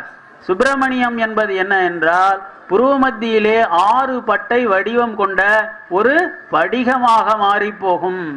உடம்பு பூரா சுக்கில தேகமாக, விந்து சரீரமாக மாறி, பிறகு அந்த விந்து சரீரம் எல்லாம் என்ன ஆகுங்க? எல்லா விந்தும் புருவ மத்தியிலே வந்து ஒரு 6 பட்டை வடிவம் கொண்ட ஒரு படிக மேடையாக இங்கே மாறிவிடும். அது பரவிந்து நிலை. அந்த பரவிந்து நிலை ஏற்பட்ட உடனே பரநாதம் என்கின்ற இறைவனுடைய அந்த மஞ்சள் அம்சம், நடராஜர் ஏன் தங்கத்துல வச்சிருக்கிறாங்க? பொன்னொழி.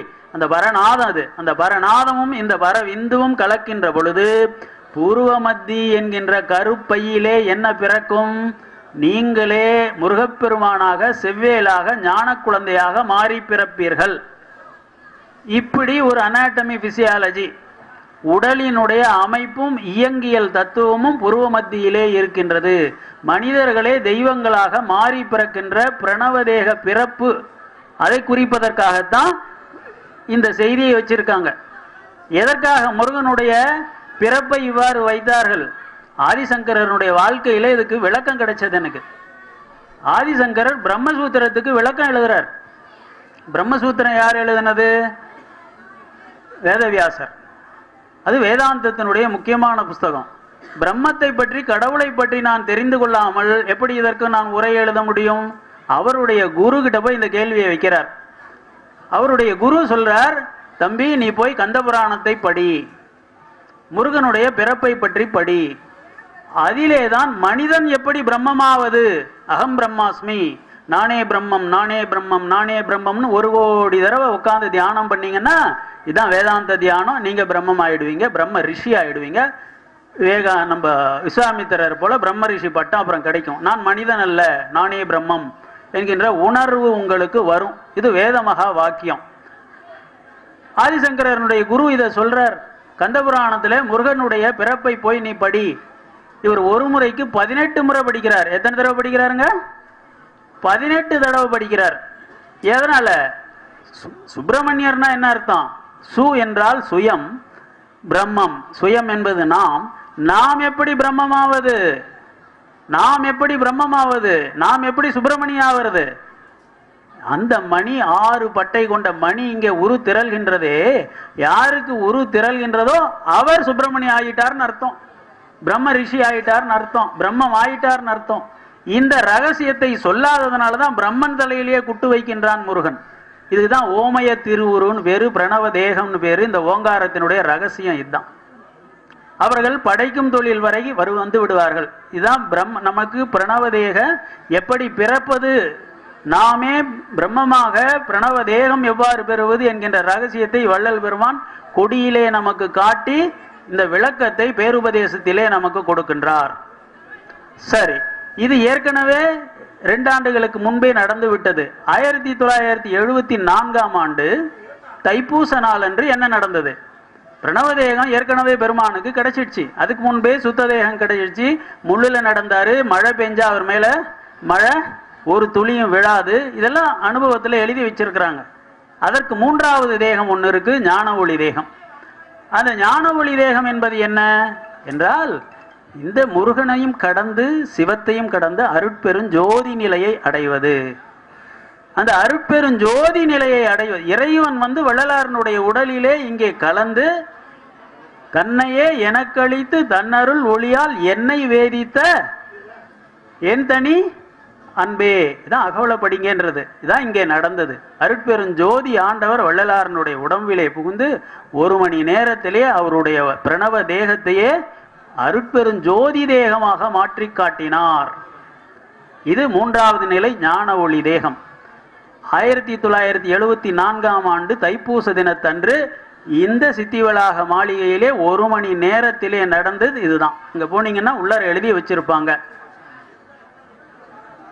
2½ கடிகை. கடிகைன்னா நாழிகை 24 நிமிஷம். 24 கூட்டல் 24 கூட்டல் 12 எவ்வளோ ஆச்சுங்க? 60 நிமிஷம், 1 மணி நேரம். அந்த 1 மணி நேரத்தில் வள்ளல் பெருமானுடைய உடல் ஞான ஒளி தேகமாக அருட்பெருஞ்சோதி தேகமாக மாறிவிட்டது. அதனால தான் 3 மாதம் கழித்து அந்த ஆங்கிலேய துரைமார்கள், ஒரு தாசில்தார் ஒருத்தர் நம்ம ஊருக்காரரு, ஒரு கலெக்டரு, ஒரு RDO, 2 வெள்ளைக்காரங்க, 3 பேர் அந்த கதவை உடைச்சி உள்ளே பார்க்கின்ற பொழுது வள்ளல் பெருமான் என்ன சொல்றார்? என்னை ஆண்டவர் காட்டிக்கொடார்ன்றாரு. காட்டிக்கொடார்னா என்ன அர்த்தம்? இருக்காரு, மற்றவங்க கண்ணுக்கு தெரியாதுன்னு அர்த்தம். ஆண்டவரும் வள்ளல் பெருமானும் ஒன்றாக மாறிவிட்டார்கள். இது ஞான ஒளி தேகம், யாருடைய கண்ணுக்கும் தெரிய மாட்டார். இதனுடைய முடிந்த நிலை என்ன? அகவடிவு இங்குதானே அனகவடிவாகும். ஐயா, நமக்கு இதெல்லாம் புரியுதோ இல்லையோ, இதெல்லாம் நம்ம அடையிறோமோ இல்லையோ, தெரிஞ்சு வச்சுக்கணும் என்பது வள்ளலாரனுடைய இஷ்டம். தேவையில்லாத குப்பை. ஒரு நடிகரனுடைய பிறந்தநாள் தெரிஞ்சு வச்சுக்கிறோம் இல்லைங்களா? என்ன பயன் நமக்கு இருக்க போகுது சொல்லுங்க? அவங்க நடிகையினுடைய நாய்க்கு என்ன பேர், அது கூட இப்பெல்லாம் சொல்றாங்க தொலைக்காட்சியில். தேவையில்லாத எவ்வளவு விஷயங்களை தெரிஞ்சு வச்சிருக்கிறோம். நமக்கு இந்த பிறவியில் பயன்படுகின்றதோ அல்லது இனி வருகின்ற பிறவிகளில் பயன்படுகின்றதோ, நாம் இவற்றையெல்லாம் தெரிந்து கொள்ள வேண்டும் என்பதற்காக வள்ளல் பெருமான் எழுதி வைத்திருக்கின்றார். அதை நாம் தெரிந்து கொள்ள வேண்டும். இது நமக்கு பயன்படும். வள்ளல் பெருமான் நம்ம அந்த வழியில அழைச்சிக்கிட்டு போவார். அவர் தயாரா இருக்கிறார், நாம தயாரா இல்ல. தொலைக்காட்சியில கேட்கிற மாதிரி நான் தயார் நீ தயாரா அப்படின்னு கேட்கறாங்க இல்லைங்களா? வள்ளல் பெருமான் கேட்கிறார், நான் தயார் உன்னை கூட்டிகிட்டு போறதுக்கு, சுத்த தேகத்துக்கு, பிரணவ தேகத்துக்கு, ஞான ஒளி தேகத்துக்கு. நீ தயாரா? எத்தனை பேர் நம்ம தயாரா இருக்கோம் சொல்லுங்க? எத்தனை பேர் தயாரா இருக்கீங்க? கையை தூக்குங்க பார்க்கலாம். சுத்த தேகம், பிரணவ தேகம், ஞான ஒளி தேகம் வள்ளல் பெருமான் கூட்டிகிட்டு போற தயாரா இருக்கார். எத்தனை பேர் போறதுக்கு தயாரா இருக்கீங்க? ஐயா தயவு செஞ்சு கை தூக்குங்க. பரவாயில்லைங்கய்யா, ஒரு 10-15. ரொம்ப மகிழ்ச்சி, சந்தோஷம். ஆக இந்த ஞான ஒளி தேகம் என்பது என்ன, இதனுடைய அடுத்த நிலை என்ன, அதையும் வள்ளல் பெருமான் சொல்றார். சொல்ல வேண்டியது என்னுடைய கடமை, நீங்க எப்படி எடுத்துக்கிறீங்களோ அது உங்களுடைய உரிமை, அதை நான் விட்டுறேன். அப்படிதான் வள்ளலாரை விட்டுறார். அதுக்கு மேல வள்ளலாரும் ஒன்றும் செய்ய முடியாது. தற்சுதந்திரம், ஃப்ரீ வில்லு நமக்கு இருக்கு. எனக்கு இதெல்லாம் வேணாங்க, சும்மா பணம் காசு வந்தா போறோம், பங்களா காரு வந்தா போறோம், சொகுசா இருந்தா போதும், பணம் பதவி பட்டவி பட்டம் கைத்தட்டல் இது கிடைச்சா போறோம்னா கொடுக்குறாரு, அதையும் கொடுப்பாரு. இதெல்லாம் அல்பம். அவர் கோடிக்கணக்கில் கொடுக்கறதுக்கு தயாரா இருக்காரு. நீங்க 1 லட்சம் 2 லட்சம் கேட்டா கொடுக்க மாட்டாரு. காரணப்பட்டு கன்சாமையா எழுதுறாரு, ஐயா இந்த நோயை தீர்ப்பார், நீங்க என்ன வரம் கேட்குறீங்களோ எல்லாத்தையுமே சித்திவளாகம் இது எல்லாத்தையும் கொடுத்துருவாரு. ஆனா இந்த தைப்பூசத்துல நடக்கிற இந்த ஜோதி தரிசனத்தை பார்ப்பது ஒரு சிலருக்கு ரொம்ப அவசியம். யாருக்கு சொல்றாரு? யாருக்கு முத்தேக சித்தி வேண்டுமோ அவர்கள் தவறாமல் இந்த தைப்பூச திருவிழாவில் ஜோதி தரிசனம் செய்யணும். நல்லா கவனிங்க. எல்லா சித்திகளை விட பெரிய சித்தி, சர்வ சித்தி எதுங்க? முத்தேக சித்தி. முத்தேக சித்தின்னா சில பேர் சொல்ற மாதிரி கர்ம சித்தி, யோக சித்தி, ஞான சித்தி எல்லாம் இல்லை, குழப்பிக்கிறாங்க. அப்படி இல்லை. 3 தேகங்கள் கொண்ட சித்தி: சுத்த தேகம், பிரணவ தேகம், ஞான ஒளி தேகம். இந்த 3ஐயும் அடைய வேண்டும், ஒவ்வொரு படியாக அடைய வேண்டும். ஞான ஒளி தேகம் கிடைச்ச உடனே என்ன ஆகும்னு சொல்லி பார்த்தீங்கன்னா, நீங்க எந்த உருவத்துல ஒரு சீடனுக்கு, ஒரு தொண்டனுக்கு காட்சி அளிக்க வேண்டும் என்று நீங்கள் நினைக்கின்றீர்களோ அந்த வடிவம் உடனே வரும். அதை சாமி எப்படி சொல்லுவார்? முத்திரல் வடிவமும் முன்னியாங்கெய்துரும் அத்திரல் எனக்கருள். அருள்னா அருள் செய்தன்னு பாஸ்ட் டென்ஸ். இனிமே கொடுன்னு கேட்கறது இல்லை, இது வினை தொகை. ஊறு காய், நேற்று ஊறிய காய் இன்று ஊறுகின்ற காய், நாளைக்கும் ஊறுகின்ற காய். அது மாதிரி அருள் செய் அப்படின்னு சொல்லி சொன்னா அருள் செய்த, அருள் செய்கின்ற, நாளைக்கு அருளப் போகின்ற அர்த்தம். வள்ளலாருக்கு பாஸ்ட் டென்ஸ், அருள் செய்தாச்சு. முத்திரல் வடிவமும் முன்னியாங்கெய்துரும் அத்திரல் எனக்கு அருள் செய்த அருட்பெருஞ்சோதி வள்ளல் பெருமானுக்கு கிடைச்சாச்சு. எந்த வடிவத்தில் வேண்டுமானாலும் வள்ளல் பெருமான் தோன்றுவார். எங்க ஊர்ல இருந்து ஒரு பெரியவர், மழை கொட்டுது, அதில் வரணும், பஸ்ஸை தவற விட்டுட்டாரு, பஸ் ஸ்டாண்டில் உட்காந்து அழுகுறாரு. அப்பொழுது ஒரு மைனர், ஐயா நான் கொண்டு போய் விடுறேன்னு சொல்றாரு. 2 பேரும் வர்றாங்க. எப்போ இது நடந்தது? ஒரு 40 ஆண்டுகளுக்கு முன்னால. அந்த காலத்துல பெரிய பைக், இந்த புல்லட்டை விட பெருசா ஒன்று இருக்கும், ஏஜிஎஸ் ஏதோ ஒன்று சொல்லுவாங்க. அது ரொம்ப பெரிய வண்டி, கனமான வண்டி. அந்த வண்டியில 2 பேர் வர்றாங்க. அந்த காலத்துல தார் ரோடெல்லாம் கிடையாது, மண் சாலை தான். ஒரு பள்ளத்துல இறங்கிடுச்சு, ஏற மாட்டேங்குது. ஆக்சலரேட்டர் கொடுத்தா பள்ளம் இன்னும் அதிகமாகுதே ஒழிய டுரு டுருங்குது, பள்ளம் பெருசாகிட்டே போகுது, ஒன்றும் வண்டி மேலே வரல. அவ்வளோ பள்ளத்தில் போய் மாட்டிக்கிச்சு. அப்போ அந்த பெரியவர் என்ன சொல்கிறார்? தம்பி கொஞ்சம் ஆஃப் பண்ணி வை, கிராமத்துக்கு போய் ஒரு 10 பேரை நான் கூட்டிக்கிட்டு வர்றேன், அவங்க தூக்கி விட்டுருவாங்க. இவர் கிராமத்தில் இருந்து 10 பேரோடு வருகின்றார். வந்த வண்டி மேலே இருக்குது, இவர் உட்காந்து ஸ்டார்ட் பண்ணிட்டு இருக்கிறார். ஐயா உட்காருங்க நம்ம போகலான்னு. நான் 10 பேரோடு வர்றேன், எப்படிப்பா நீ மேலே வந்த? அப்போ நேரம் ஆச்சு, வா கடைசி ஜோதி தரிசனம் 5:30 மணிக்கு, மணி இப்போவே 5 ஆச்சு, நீங்கள் உட்காருங்க போகலான்றாரு. எப்படி முதல்ல வந்துச்சு மேலே, அதை சொல்லு நீ என்று பெரியவர் கேட்குறார். அது யாரோ ஒரு ஆள் வந்தார், தூக்கி வச்சாரு, அதெல்லாம் ஏன் சாமி பேசிக்கிட்டு உட்காருங்க போ. எப்போ 10 பேரை நான் கூட்டிகிட்டு வர்றேன், ஒரு ஆள் தூக்கி வச்சாருன்னு சொல்கிற, ஆள் எப்படி இருந்தார்? அதை நான் கேவலிக்கலிங்களே. நமக்கு வண்டியை தூக்கி வைக்கிறது தானே பெருசுன்னு நான் நினச்சி நான் கேவலி. சிவிலியாக தான் இருந்தார், ஒத்தநாடியாக தான் இருந்தார். எப்படி இருந்தாருன்னு, அவர் என்ன இந்த முழங்கால் வரைக்கும் வேஷ்டி கட்டிக்கிட்டு இருந்தார், துண்டுக்கு போத்துக்கிட்டு இருந்தார், தலையில் ஏதோ முக்காடு போட்டிருந்தாருன்னா, யாரோ கிராமத்தான் பட்டிக்காட்டான் அப்படின்னு அந்த ஆள் சொன்னார். இந்த ஆள் அங்கேயே உட்காந்துட்டு அழுவ ஆரம்பிச்சிட்டார். இந்த பெரிய பெருமானே, இது நியாயமா? உன்னுடைய ஒவ்வொரு பூசத்துக்கும் நான் வர்றேன், தவறாமல் வர்றேன், 30 வருஷமாக வர்றேன், உன் தரிசனத்தை எனக்கு கொடுக்காம இந்த ஆள் எல்லா தப்பும் பண்ணுவான், தண்ணி போடுவான், கறி திம்பான், எல்லாம் செய்வான், இவன் பேரே மைனரு, அவனுக்கு வந்து காட்சி கொடுக்குறிய பெருமானே, இது நியாயமான்னு இவர் அங்கேயே உட்காந்து அழுவ ஆரம்பிச்சார். சரி நீங்கள் உட்காருங்க நம்ம போகலான்னொடனே வந்து தரிசனம் எல்லாம் முடிஞ்சு போச்சோம். தரிசனம் பார்க்கின்ற பொழுது அந்த பெரியவர் சொல்கிறார், அவருடைய மகன் இன்னைக்கு பெரிய ஐஏஎஸ் ஆஃபீஸராக செக்ரட்டேரியட்டில் இருக்காருங்க. அந்த பெரியவர் அப்படியே அழுத கண்ணீரோடு சொன்னார். என்ன சொன்னார்னா, ஜோதி தரிசனம் கடைசி தரிசனத்தை பார்க்கிறாராம். பார்க்கின்ற பொழுது, பெருமானே இது நியாயமா, இது தர்மமா, இது தகுமா, இது முறையா, பெருமானுடைய வார்த்தையிலே இறைவன்கிட்ட கேட்ட மாதிரி கேட்கிறாராம். அப்போ அவர் மனசுக்குள்ளார ஒரு குரல் கேட்டுச்சான். என்னன்னா, அந்த மைனர்னுடைய இடத்துல நீ இருந்து, உன்னுடைய இடத்துல மைனர் இருந்து, சேலத்தில் இருந்து வடலூருக்கு இந்த கொற்ற மழையில் இருட்டில் இந்த மேட்ச்லெஸ் வண்டியில் நீ அவனை கூட்டிகிட்டு வந்திருப்பியா? அவன் தப்பு பண்ணான், அவன் தண்ணி போட்டான், கறி தின்னா, எல்லாம் சரி. அவனுக்கு இருந்த ஜீவகாருண்யம் உனக்கு இருக்குமா? நீ அவனை கூட்டி கொண்டு வந்திருப்பாயா அப்படின்னு ஒரு குள்ளா இருந்து ஒரு குரல் கேட்டுச்சான். பயந்து போயிட்டாராம்.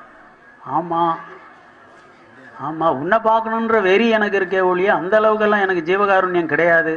அவன் என்னதான் தண்ணி போடுறவனா இருந்தாலும் அவனுக்கு ஜீவகாருண்யம் இருந்தது, அவனுடைய தயவால தான் நான் இங்கே வந்து உன்னை பார்த்தேன் என்று சொல்லி அந்த ஆள் மேலே இவருக்கு ஒரு தனி மரியாதையே வந்துடுச்சான். இதுக்கு என்ன அர்த்தம்? தண்ணி போடலாம், கருதிங்கலாம், இருந்தாலும் தயவோடு இருந்தா போறோம்னு வள்ளல் பெருமான் சொல்றாரு. அப்படி அல்ல, அந்த ஜீவகாருண்யத்துக்கு முதல் உரிமை கொடுக்கின்றார் வள்ளல் பெருமான். அதை சொல்றதுக்காக அந்த பெரியவர் சொன்னார், அப்போ எப்படி எந்த தேகத்தில் வந்து அவர் காட்சி கொடுத்தார்? நம்மை போன்ற மனித வடிவில் வந்து தனி ஒரு மனுஷனை வந்து மேட்ச்லெஸ் வண்டியை அழகா தூக்கி பள்ளத்திலிருந்து வெளியில வைக்கிற அளவுக்கு பேராற்றல் வாய்ந்தவராக இருந்திருக்கின்றார் வள்ளல் பெருமான். அந்த பெரியவர் சொல்லி அழுதார். அப்படி இரண்டாவது சம்பவம் சொல்றேங்க. வள்ளல் பெருமான் பிரணவ தேகத்துல வந்து காட்சி கொடுத்தார் என்பதற்கு நான் சொல்லல, திண்டுக்கல் சரவணானந்த சாமி எழுதி வச்சிருக்கார். ஒரு குளத்துல குளிச்சுக்கிட்டு இருக்கார் திண்டுக்கல் சரவணானந்த சாமி அவருடைய பக்தர்களும்.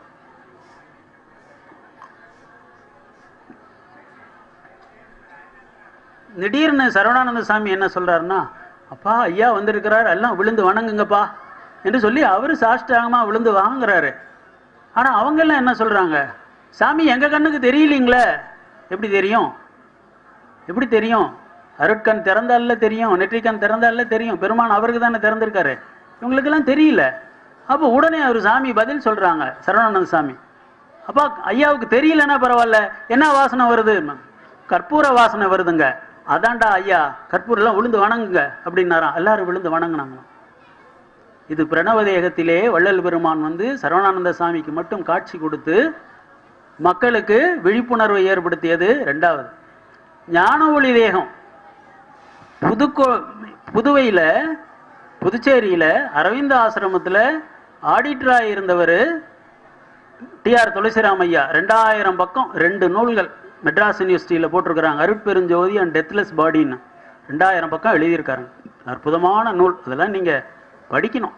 அதுக்கு மேல ஒரு நூலே உலகத்திலேயே இல்லை, அவ்வளோ அற்புதமான நூல். இன்னும் பல நூல்கள் எல்லாம் ஒரு வள்ளலாரை பத்தி ஆராய்ச்சி செய்து எழுதியிருக்கார். மகாலிங்கையா வெளியிட்டு இருக்காங்க. அவருடைய அறையில வள்ளல் பெருமான் ஞான ஒளி தேகத்திலே வந்து காட்சி கொடுத்தார். அதை ஒரு படமா எடுத்து வரைஞ்சி என்னுடைய அறையில என்ன கட்டிலுக்கு எதிரில் இப்படித்தான், இந்த இடத்தில் தான் இப்படி ஒரு நீண்ட கோல வடிவத்திலே வள்ளல் பெருமான் ஞான ஒளி தேகத்திலே எனக்கு காட்சி கொடுத்தாருன்னா ஒரு போட்டோ, அந்த அறைய போட்டோ எடுத்து அந்த புத்தகமா அவர் வெளியிட்டிருக்கார் 100 ரூபாய்க்கு. அது மட்டுமல்ல, நான் ஆரம்பத்தில் எப்படி ஆரம்பிச்சேன்? தூக்கம்தான் குட்டி மரணம், மரணம் என்பது நெடுந்தூக்கம்னு ஆரம்பிச்சேன். அதனால தூக்கத்தை வெல்வதுதான் யோக பயிற்சியிலேயே சிறந்தது என்று சொல்லி என்ன ஒரு முடிவுக்கு வந்தேன். ஒரு நாள் எங்க சிவன் கோயில்ல ராத்திரி பள்ளியறை பூஜைக்கு அப்பாவை தூக்கிட்டு போய் அம்மா அவனுடைய பக்கத்துல வச்சுட்டு பள்ளியறை பூஜை முடிச்சுட்டு அந்த பால் சாப்பிட்டுட்டு பொங்கல் சாப்பிட்டுட்டு வந்து தான் படுப்பேன். இப்படி ஒரு 20 ஆண்டுகள் சிவபக்தனாக இருந்த காலம். அப்பொழுது பக்கத்துல ராமலிங்க சாமியினுடைய சிலை, ஒரு 4 அடி உயரம் சிலை இருக்கும் எங்க சபையில. அங்க பாட்டு பாடிக்கிட்டு இருப்பாங்க. அங்கேயும் போய் கும்பிட்டுட்டு வருவேன். ஒரு பெரியவர் பாடி கொண்டிருந்தார், தூக்கம் தொலைந்தது சூரியன் தோன்றினான். ஓ, ரகசியம் இங்கதான் இருக்கு. ராமலிங்க சாமி சொல்றாரு, தூக்கத்தை ஜெயிச்சாதான் நம்ம ஜெயிக்க முடியும், மரணத்தை ஜெயிக்க முடியுன்ற ஒரே வெறி.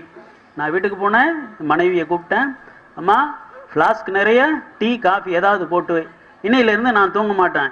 எங்க உடம்புக்கு இடம்பு கெட்டு போயிடுப்போ, நீ சும்மா இருக்கிறியா இல்லையா? ஜானேரி முளம் சரிஞ்சுக்கிட்டே இருக்கு. 18 வயசுல இருந்து நான் ஞான சாதன பயிற்சியில இருக்கிறேன், நீ குறுக்கு சாலெல்லாம் ஓட்டாத, பேசாம செய். சரி, அந்த அம்மா அப்பா அவன் பயந்துக்கிட்டு ஒரு 2 கப்பு நிறைய 2 ஃப்ளாஸ்க் நிறைய காஃபி போட்டு வச்சுட்டாங்க. தூக்கம் வந்தா அந்த ஃப்ளாஸ்க் எடுத்து குடிக்க வேண்டியது, நடக்க வேண்டியது, தூங்குறது இல்லை. இப்படி எத்தனை நாள் தெரியுங்களா? 1 நாள் 2 நாள் இல்லை, 68 நாட்கள் தூங்காமல் இருந்தேன். இப்போதான் ஒரு நண்பர் சொன்னார், 10 நாள் தூங்காமல் இருந்தேன், பைத்தியம் பிடிக்கிற மாதிரி ஆகிப்போச்சு, எங்கெங்கேயோ நடக்க ஆரம்பிச்சிட்டேன், அப்புறம் தூங்கிட்டேன்னார். 68 நாட்கள் நான் இருந்தேன். இந்த 68 நாட்கள் இருந்த பொழுதுதான் தெரிந்து கொண்டேன், நம்மை கெடுக்கிறதே தூக்கம்தான். உணர்வின் நுட்பம்தான் யோகம். மூச்சை இழுக்கிறது, பட்டினி கிடக்கிறது அதெல்லாம் இல்லை. தூக்கம்தான் இருளை கொண்டு போய் நம்முடைய அறிவிலும் உயிரிலும் சேர்க்கின்றது. அந்த தூங்காம 68 நாட்கள் இருந்த பொழுது என்னென்ன அனுபவங்கள் ஏற்பட்டன தெரியுங்களா? ஒரு கோயிலுக்கு போனா இங்க என்ன சாமி இருக்குது, எந்த உருவத்தில் இருக்குன்னு தெரியும். ஒருத்தர் வீட்டுக்கு வர்றாருன்னா அவர் என்ன நோக்கத்தோடு வர்றாரு, இவர் கடன் கேட்கறதுக்கு வர்றாரு, இவ்வளவு பணம் கடன் கேட்கறதுக்கு வர்றாருன்னு தெரியும். அப்ப மற்றவருடைய எண்ணங்கள் எல்லாம் அப்படியே பளிச்சுன்னு தெரியும். அவங்க பேசாமையே அவங்களுடைய மனசு பேசுறதெல்லாம் எனக்கு கேட்கு. இது மாதிரி ஏராளமான அனுபவங்கள். அது இப்ப வேண்டாம். அந்த 68 நாள் ஆன உடனே ஏன் நிறுத்தினீங்கன்னு நீங்க கேட்டிருக்கணும், கேட்கல. என்ன ஆச்சுன்னா, இருதயத்துல வலி. இது தோல்ல ஆனதுதாங்களே, தானே இரும்பா, அது மேல ஓவர்லோடு கொடுத்தாச்சு.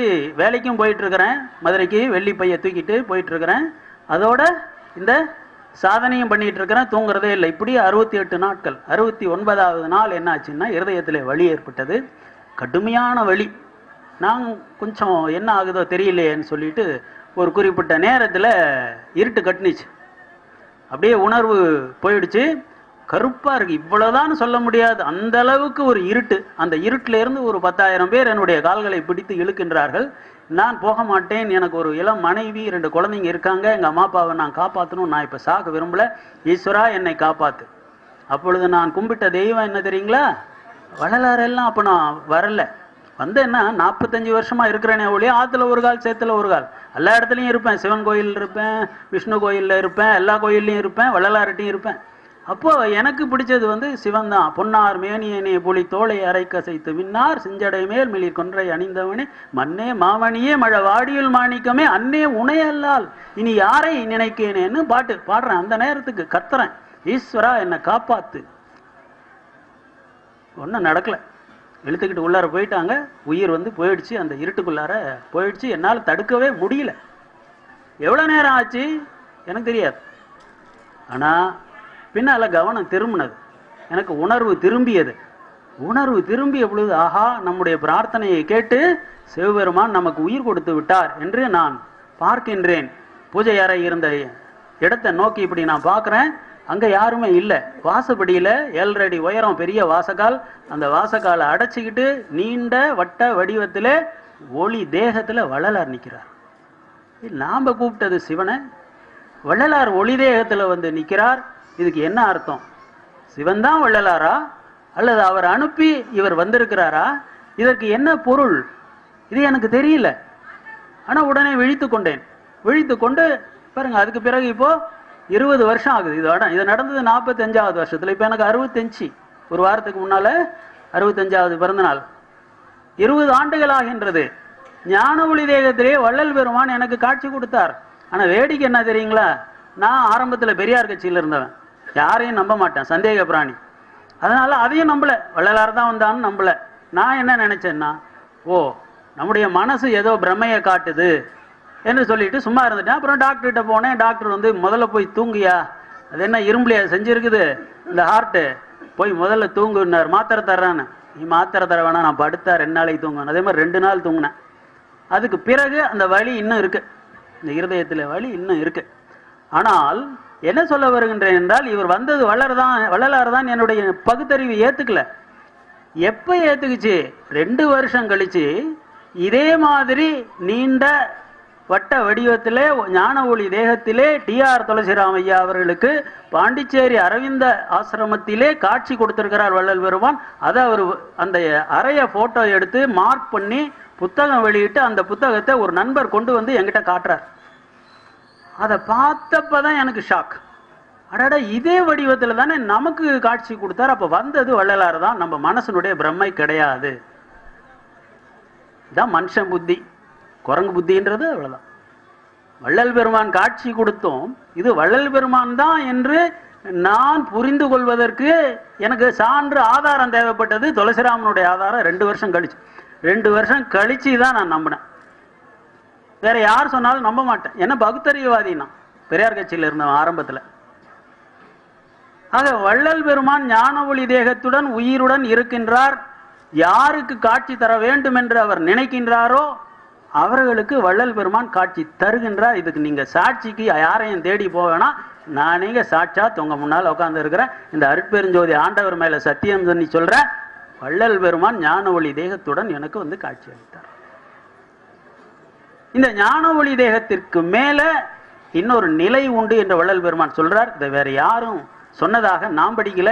என் வீட்டில் ஒரு 25,000 புஸ்தகம் இருக்கு. அதுல 20,000 புஸ்தகம் எல்லாம் ஞான நூல்கள், ஆங்கிலத்துல எல்லா மார்க்கத்தை பத்தி இருக்கு. வேதாந்தம், சித்தாந்தம், யோகம், நாதாந்தம், போதாந்தம், கலாந்தம், அப்புறம் ஜென்னு, கபாலா, ஹசிடிசம், உலகத்துல எத்தனை மார்க்கங்கள் உண்டோ எல்லா மார்க்கமும் இருக்கு. ஓரளவு பார்த்துருக்கிறேன்.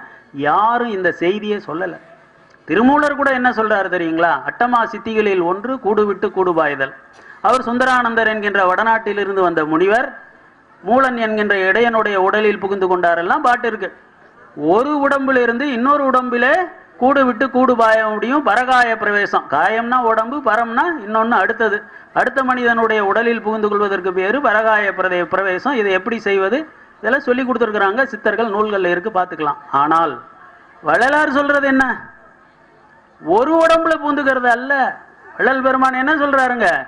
இப்போது இந்த உடம்பில் இருக்கின்றேன், இனி இனி எங்க புகுந்துக்குவேன்? எல்லா உடம்புகளிலும் புகுந்து கொள்வேன். ஒரு உடம்புல இல்ல. என்ன சொல்றாரு? எல்லா உடம்புகளிலும் புகுந்து கொள்வேன்.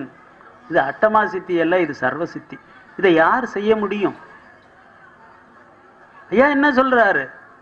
எல்லா உலகங்களும் என் வசமாயின, எல்லா உயிர்களும் என் உயிராயின, எல்லா இன்பமும் என் இன்பமாயின. இப்படி யாருமே சொல்லினா கேட்டதே இல்லை, கேட்டதே இல்லை. இதுக்கு என்ன அர்த்தம்? எல்லா உயிர்கள்லையும் யார் இருக்கிறா? யார் இருக்க முடியும்? கடவுள் ஒருத்தன் தான் இருக்க முடியும். உடம்பை இயக்குவது மனம், மனதை இயக்குவது உயிர், உயிரை இயக்குவது கடவுள். ஆக எல்லா உயிர்களையும் இயக்க முடியும் என்றால் அந்த ஆனந்த நடனத்தை யார் ஆடுகின்றார்? கடவுள். அந்த நிலையை அடைந்த முதல் மனிதன் வள்ளலார் தான். அதான் சொல்றாரு, இன்னொரு இடத்துல சொல்லுவார், அகங்காரம் ஒழி என்றனர் ஒழிந்தனன். தம்பி அகங்காரத்தை விட்டுருப்பா, அப்பதான் ஞானம் வரும் என்று பெரியவங்க சொல்றாங்க. அதே மாதிரி அகங்காரத்தை விட்டுட்டேன். அகங்காரம் ஒழி என்றனர் ஒழிந்தனன். சரி, அவ்வளவில் என்னாச்சு?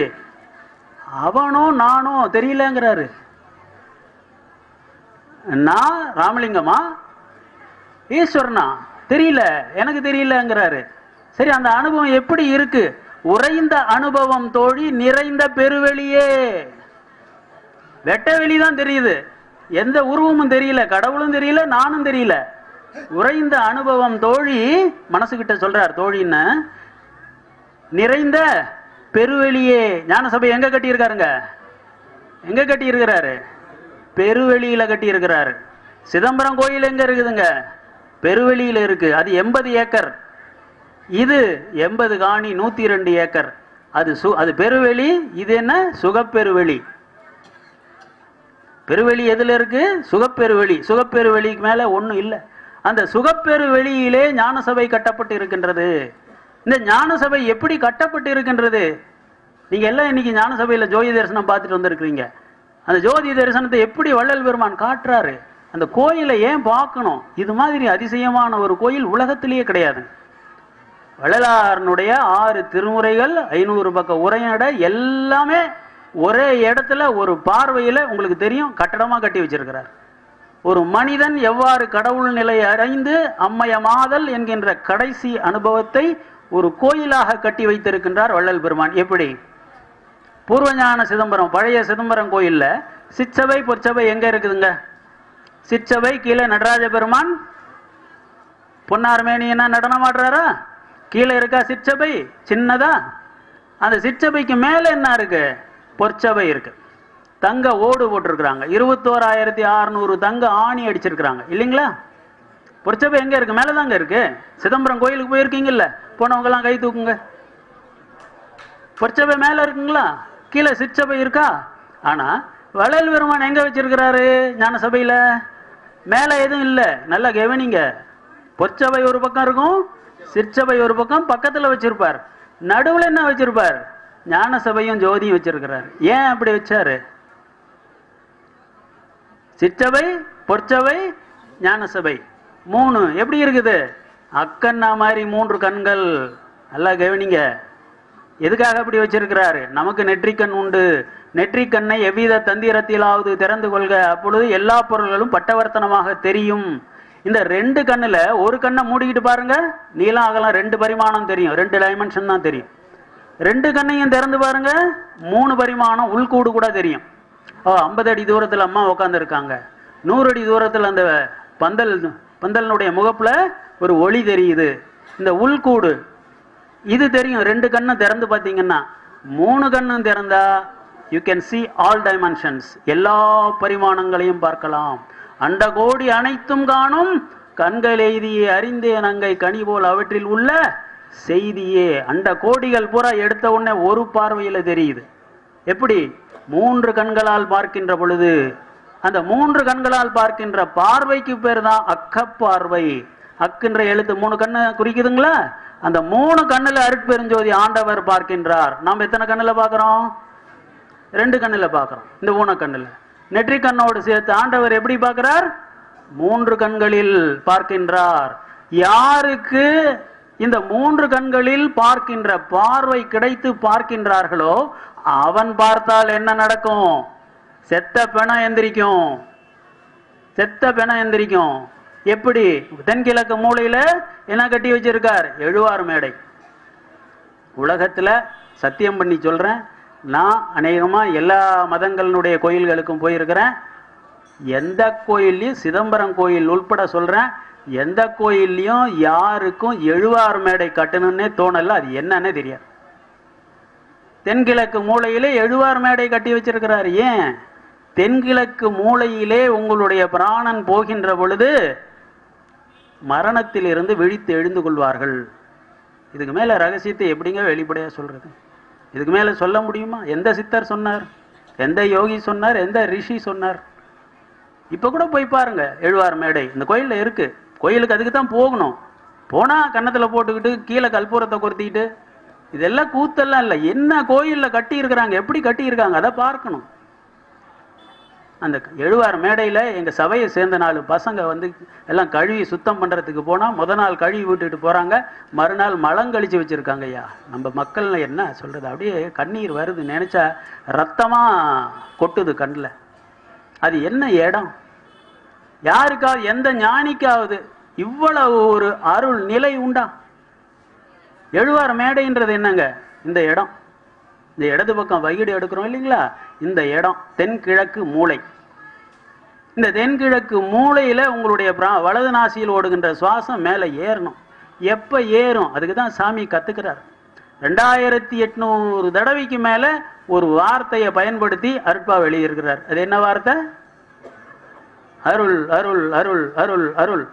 அதை படிச்சு நீங்க முடிக்கிறதுக்குள்ளார அருள்ன்ற வார்த்தையே திரும்ப திரும்ப வரும். என்ன இந்த வார்த்தை இத்தனை தடவை போடுறாரு பெருமான் நினைச்சேன். அருள் நிலை நீங்கள் அடைந்தால் வலது நாசியில் ஓடுகின்ற சூரிய கலை இடது நாசிக்கு மேலே ஏறும், சந்திரகலையாக மாறும். அப்படி மாறுகின்ற பொழுது மேடையிலே வீசிய மெல்லிய பூங்காற்றாக ஜில்லுன்னு இருக்கும் அனுபவம். அப்பதான் பரி வட்டம் சுழலும். பரி என்பது வேகாத கால். இப்ப நமக்கு ஓடுவது ஆக்சிஜன், வேகின்ற கால். ஒவ்வொரு வினாடியும் வெந்து போகுது. அதனால அடுத்த வினாடி நமக்கு இன்னொரு சுவாசம் தேவைப்படுகின்றது.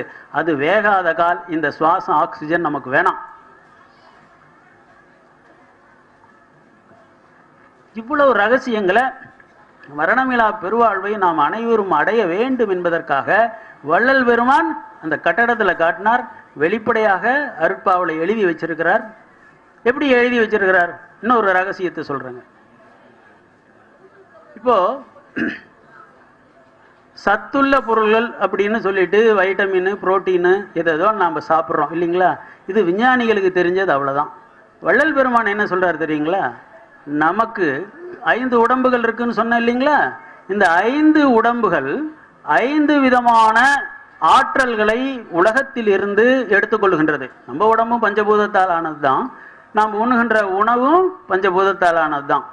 ஆனால் அதில் என்ன இருக்குது அப்படின்னு சொல்லிட்டு வள்ளல் பெருமான் ஒரு சூத்திரம் கொடுக்கிறார்.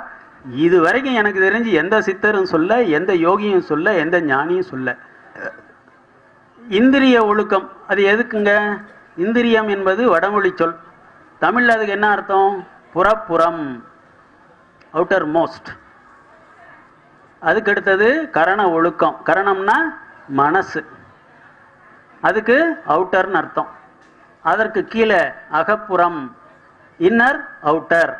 அதுக்கு கீழே அகம். அகம் என்பது ஆன்மா. அகத்தை கடந்து அனகம். உலகம் பூரா இன்ஃபினிட், கடவுள் மாதிரி எல்லா இடங்களிலும் எவ்விடத்தும் எல்லளவும் தடையில்லாமல் எங்கும் நிறைந்திருத்தல். இதுதான் இன்ஃபினிட் பீயிங். கடவுள் மாதிரி எல்லா இடத்திலும் எங்கும் நிறைஞ்சிருக்கிறது. இந்த 5 நிலைகள் உண்டு. இந்த 5 நிலைகள்ல நாம் எந்த நிலையில இருக்கிறோமோ அந்த நிலையில தான் ஒரு பொருள் இருந்து நாம் சாப்பிடுகின்ற பொழுது சக்தி நமக்கு வந்து சேரும். இப்போ ஒரு மாம்பழத்தை சாப்பிட்றீங்கன்னு வச்சுங்க, அந்த மாம்பழத்துல இந்த 5 நிலைகள் உண்டு. அதை ஜூஸ் ஆக்கி நீங்க சாப்பிட்டீங்கன்னா இந்த புறப்புறம்னு சொல்லப்படுகின்ற மேலே இருக்கின்ற சக்தி மட்டும்தான் வரும். இது புறப்புறம். புறப்புறத்துக்கு ஜூஸ் செஞ்சு சாப்பிட்டா அதுல இருக்கிற சக்தி என்ன வருங்க? புறப்புறம் தான் வரும். நாக்குக்கு ருசியா இருக்கும். இதை உடம்புக்கு சக்தி எவ்வளவு வேணுமோ அவ்வளவுதான் வரும். கொஞ்சம் சர்க்கரையை கொடுக்கும், அவ்வளவுதான். அதுக்கு அடுத்தது புறம் என்கின்ற இன்னொரு அமுதம் இருக்கின்றது. அந்த புறம் என்கின்ற அமுதம் என்ன பண்ணும்? உங்களுடைய மனசுல தித்திக்கும். சிந்தையில் தித்திக்கும் தேனேன்னு மாணிக்க வாசகரும் வள்ளலாரும் சொல்லுவாங்க. ஆக மனசுக்கு அது ஆற்றலாக போய் சேரும். அகப்புறம் என்பது ஜீவன், தனித்த ஜீவன். அந்த உயிருக்கு சத்து அதிலிருந்து போய் சேரும். எப்போ? உங்களுடைய ஜீவன் வளர்ச்சி பெற்று இருந்தால் அதிலிருந்து அந்த சத்தை எடுத்துக்கும், இல்லைன்னா எடுத்துக்காது. ஜீவசக்தி மாம்பழத்திலையும் உண்டு, அது வைட்டமினா இருக்காது, அது வேற. அதை எடுத்துக்க நமக்கு தெரியல. அதுதான் ஜீவகாருண்யம் செய்ய சொல்றார். அடுத்தது அகம், ஆன்ம சக்தியும் அதுல உண்டு, எல்லாத்திலையும் உண்டு. அளவு வித்தியாசம் உண்டு. இந்த காயசித்தி மூலிகைகள்ல, சஞ்சீவி மூலிகைகள்ல இந்த அக அமுதம் ஜாஸ்தியா இருக்கும். அதனால் அதுக்கு பேர் சஞ்சீவி மூலிகைகள், காயசித்தி மூலிகைகள். அதை அதிகமாக சாப்பிட்டால் நமக்கு அந்த அகம் என்கின்ற ஆன்ம சக்தி உயிரிலே பலமாக வரும். அதுக்கு தான் வள்ளல் பெருமான் சொல்வார். என்ன சொல்வாரு?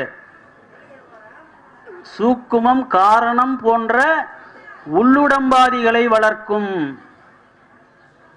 அப்போ ஒரு பொருள்ல புறப்புறத்துல ஒரு சக்தி இருக்கு, சும்மா 10 பைசா மாதிரி. புறம் என்பது 1 ரூபா மாதிரி, அகப்புறம் என்பது 100 ரூபாய் மாதிரி, அகம் என்பது 1000 ரூபாய் மாதிரி, அனகம் என்பது 1 லட்சம் ரூபாய் செக்கு மாதிரி. ஒவ்வொரு பொருள்லையும் இந்த இத்தனை 5 விதமான சத்துக்களும் உண்டு. நாம் எந்த சத்தை எப்படி எடுத்துக்கிறோம்? நமக்கு உடம்பும் மனசும் தான் தெரியும். இந்த 10 பைசாவும் 1 ரூபாயும் தான் சம்பாரிச்சு நமக்கு பழக்கம். 100 ரூபாய், 500 ரூபாய், 1000 ரூபாய், லட்சம் ரூபாய் இதெல்லாம் நமக்கு தெரியாது. கரடியா கத்துறாரு வள்ளலாரு. அப்படியெல்லாம் சம்பாதிக்க முடியும்பா. எப்படி? தன்னுடைய வாழ்க்கையில நடத்தி காட்டுறாரு. எப்படி நடத்தி காட்டுறாருங்க? ஒரு குவளை தண்ணீர், வெந்நீர், அதுல கொஞ்சம் தேன், அதை மட்டும் சாப்பிடுவார். ஒரே ஒரு கவளம் சோறை சாப்பிட்டு 6 மாசம் சும்மா இருப்பாராம். தொடுவூர் வேலாயுத முதலியார் எழுதுறார், பிரம்மஞான சபையினர் கொடுத்த அறிக்கையில்.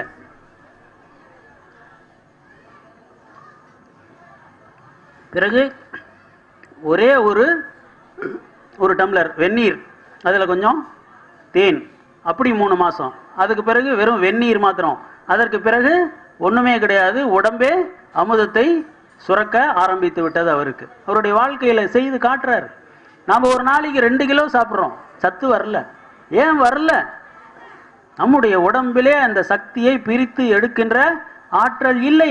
அந்த ஆற்றலை வளர்த்து கொள்வதற்காகத்தான் வள்ளல் பெருமான் சொல்லுகின்றார், ஜீவகாருண்யம் செய், அப்பொழுது உன்னுடைய உயிர் ஆற்றல் வளரும். அந்த உயிராற்றல் வளர்ந்தால் ஒவ்வொரு உணவுப் பொருளிலும் இருக்கின்ற எல்லா சக்திகளையும், ஜீவசக்தியை அது இழுக்கும். ஆன்ம நேயத்துக்கு வந்தா அந்த பொருளிலே இருக்கின்ற அகசக்தியை அது உள்ளே இழுக்கும்.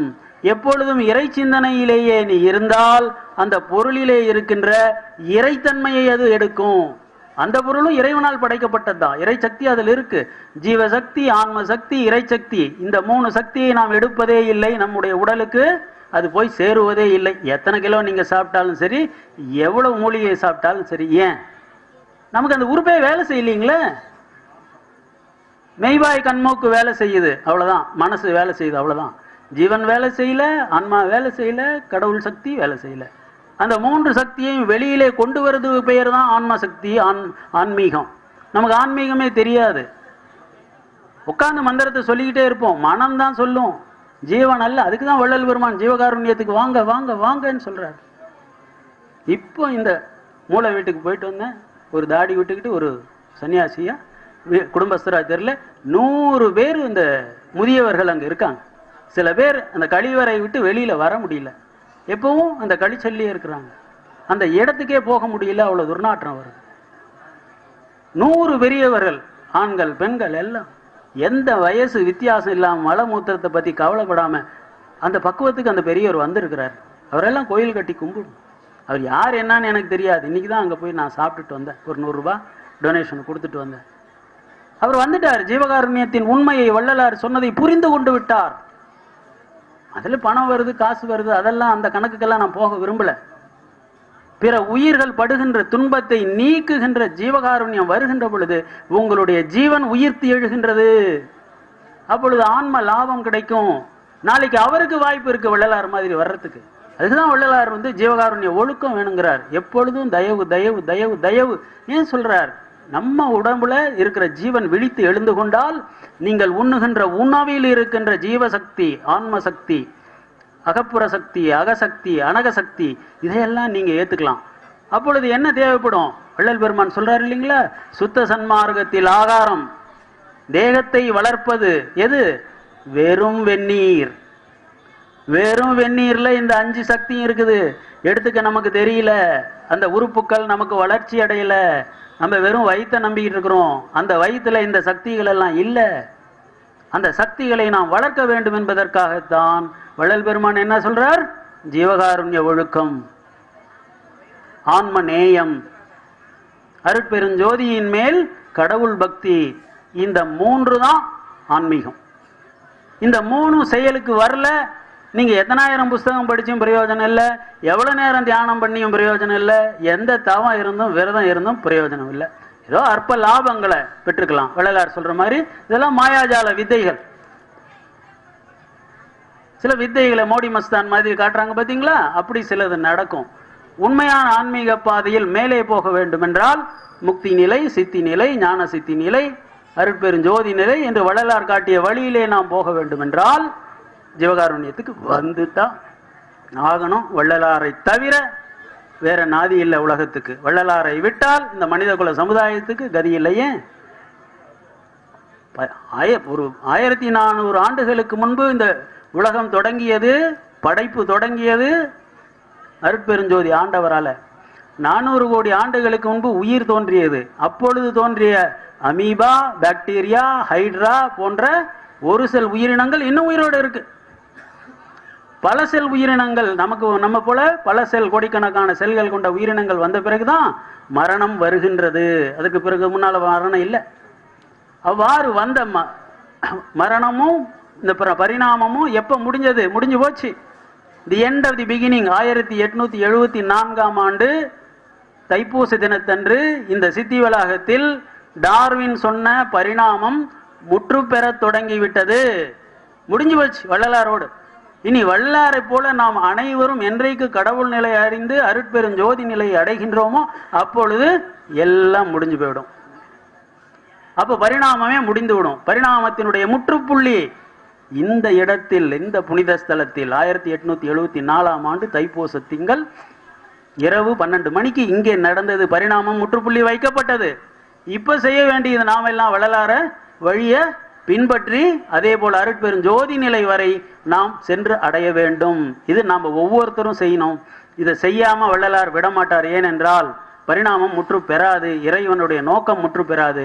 நீங்க விரும்பினாலும் விரும்பாவிட்டாலும் இந்த பாதையில் வந்தே ஆக வேண்டும். இல்லை என்றால் உங்களுடைய ஆன்மா லாபம் அடையாது, நஷ்டமடையும். மீண்டும் மீண்டும் தாவரங்களாகவும் பிராணிகளாகவும் மற்ற கனிமங்களாகவும் பிறந்து பிறந்து உழன்று உழன்று மரணமடைந்து நோய்வாய்ப்பட்டு இப்படியே பரிணாமத்தில் போய்கொண்டே இருக்க வேண்டியதுதான். அதனாலதான் வள்ளல் பெருமான் நீங்க விரும்புனீங்களே இல்லையோ உங்க எல்லாரையும் இங்க கொண்டாந்து வச்சிருக்கிறார். இந்த செய்தியை எல்லாம் நீங்கள் கேட்க வேண்டும். உங்களுடைய பரிணாமத்தை நீங்களே செய்ய வேண்டும். ராக்கெட் வேகம் வள்ளலாருக்கு. எல்லாமே 51 வருடம் 3 மாதம் 24 நாள். அதுலயே எதிர்காலத்தில் என்னென்ன பரிணாமம் நடக்குமோ அவ்வளவும் முடிந்து போய் கடவுள் நிலை அடைந்து இறைநிலை அடைந்து விட்டார். நின்னையும் நின் அருட்சக்தியின் வடிவையும் என்னையும் ஒன்றனாக்கிய இங்கே அகல் அருட்பெருஞ்சோதி. ஆக இறைவன், அவனுடைய சக்தி, வள்ளலார் மூவரும் ஒன்றாக ஆகிவிட்டார்கள். அதான் பரிணாமத்தினுடைய முடிவு நிலை. அந்த நிலைக்கு நாம் நம்மை தயார் செய்து கொள்ள வேண்டும் என்று கூறி இந்த அற்புதமான செய்தியை இந்த இடத்துல தவிர வேற எங்கேயுமே வெளிப்படையாக நாம் பார்ப்பதற்கு வழி இல்லை. அவ்வளவு அற்புதமாக ஞான சபை அமைப்பை வள்ளல் பெருமான் கட்டியிருக்கின்றார். அதனுடைய தத்துவத்தை நீங்கள் புரிந்து கொள்ள வேண்டும். அக்கயோகத்தை எல்லாம் யாரும் சொல்லித்தர மாட்டாங்க. வள்ளல் பெருமான் தான் நமக்கு சொல்லிக் கொடுக்கின்றார். எழுவார் மேடையெல்லாம் உலகத்தினுடைய எந்த கோயில்லையும் கிடையாது. உலக அதிசயம், மரணத்திலிருந்து மனிதன் தப்பித்துக் கொள்ளுகின்ற அதிசயம், அவற்றையெல்லாம் நீங்கள் தெரிந்து கொள்கின்ற மேடை இந்த மேடை தான். ஆக இந்த மேடைக்கு நீங்கள் தொடர்ந்து வர வேண்டும். வந்து இந்த அரிய பெரிய யோக ஞான ரகசியங்களை எல்லாம் அறிந்து மரணமில்லா பெருவாழ்வில் வாழ வேண்டும் என்று வள்ளல் பெருமான் விரும்புகின்றார். அவருடைய அடிமையாகிய நான் அந்த செய்தியை உங்களுக்கு எளிமையாக்கி தந்திருக்கின்றேன். அருட்பெருஞ்சோதி அருட்பெருஞ்சோதி தனிப்பெருங்கருணை அருட்பெருஞ்சோதி.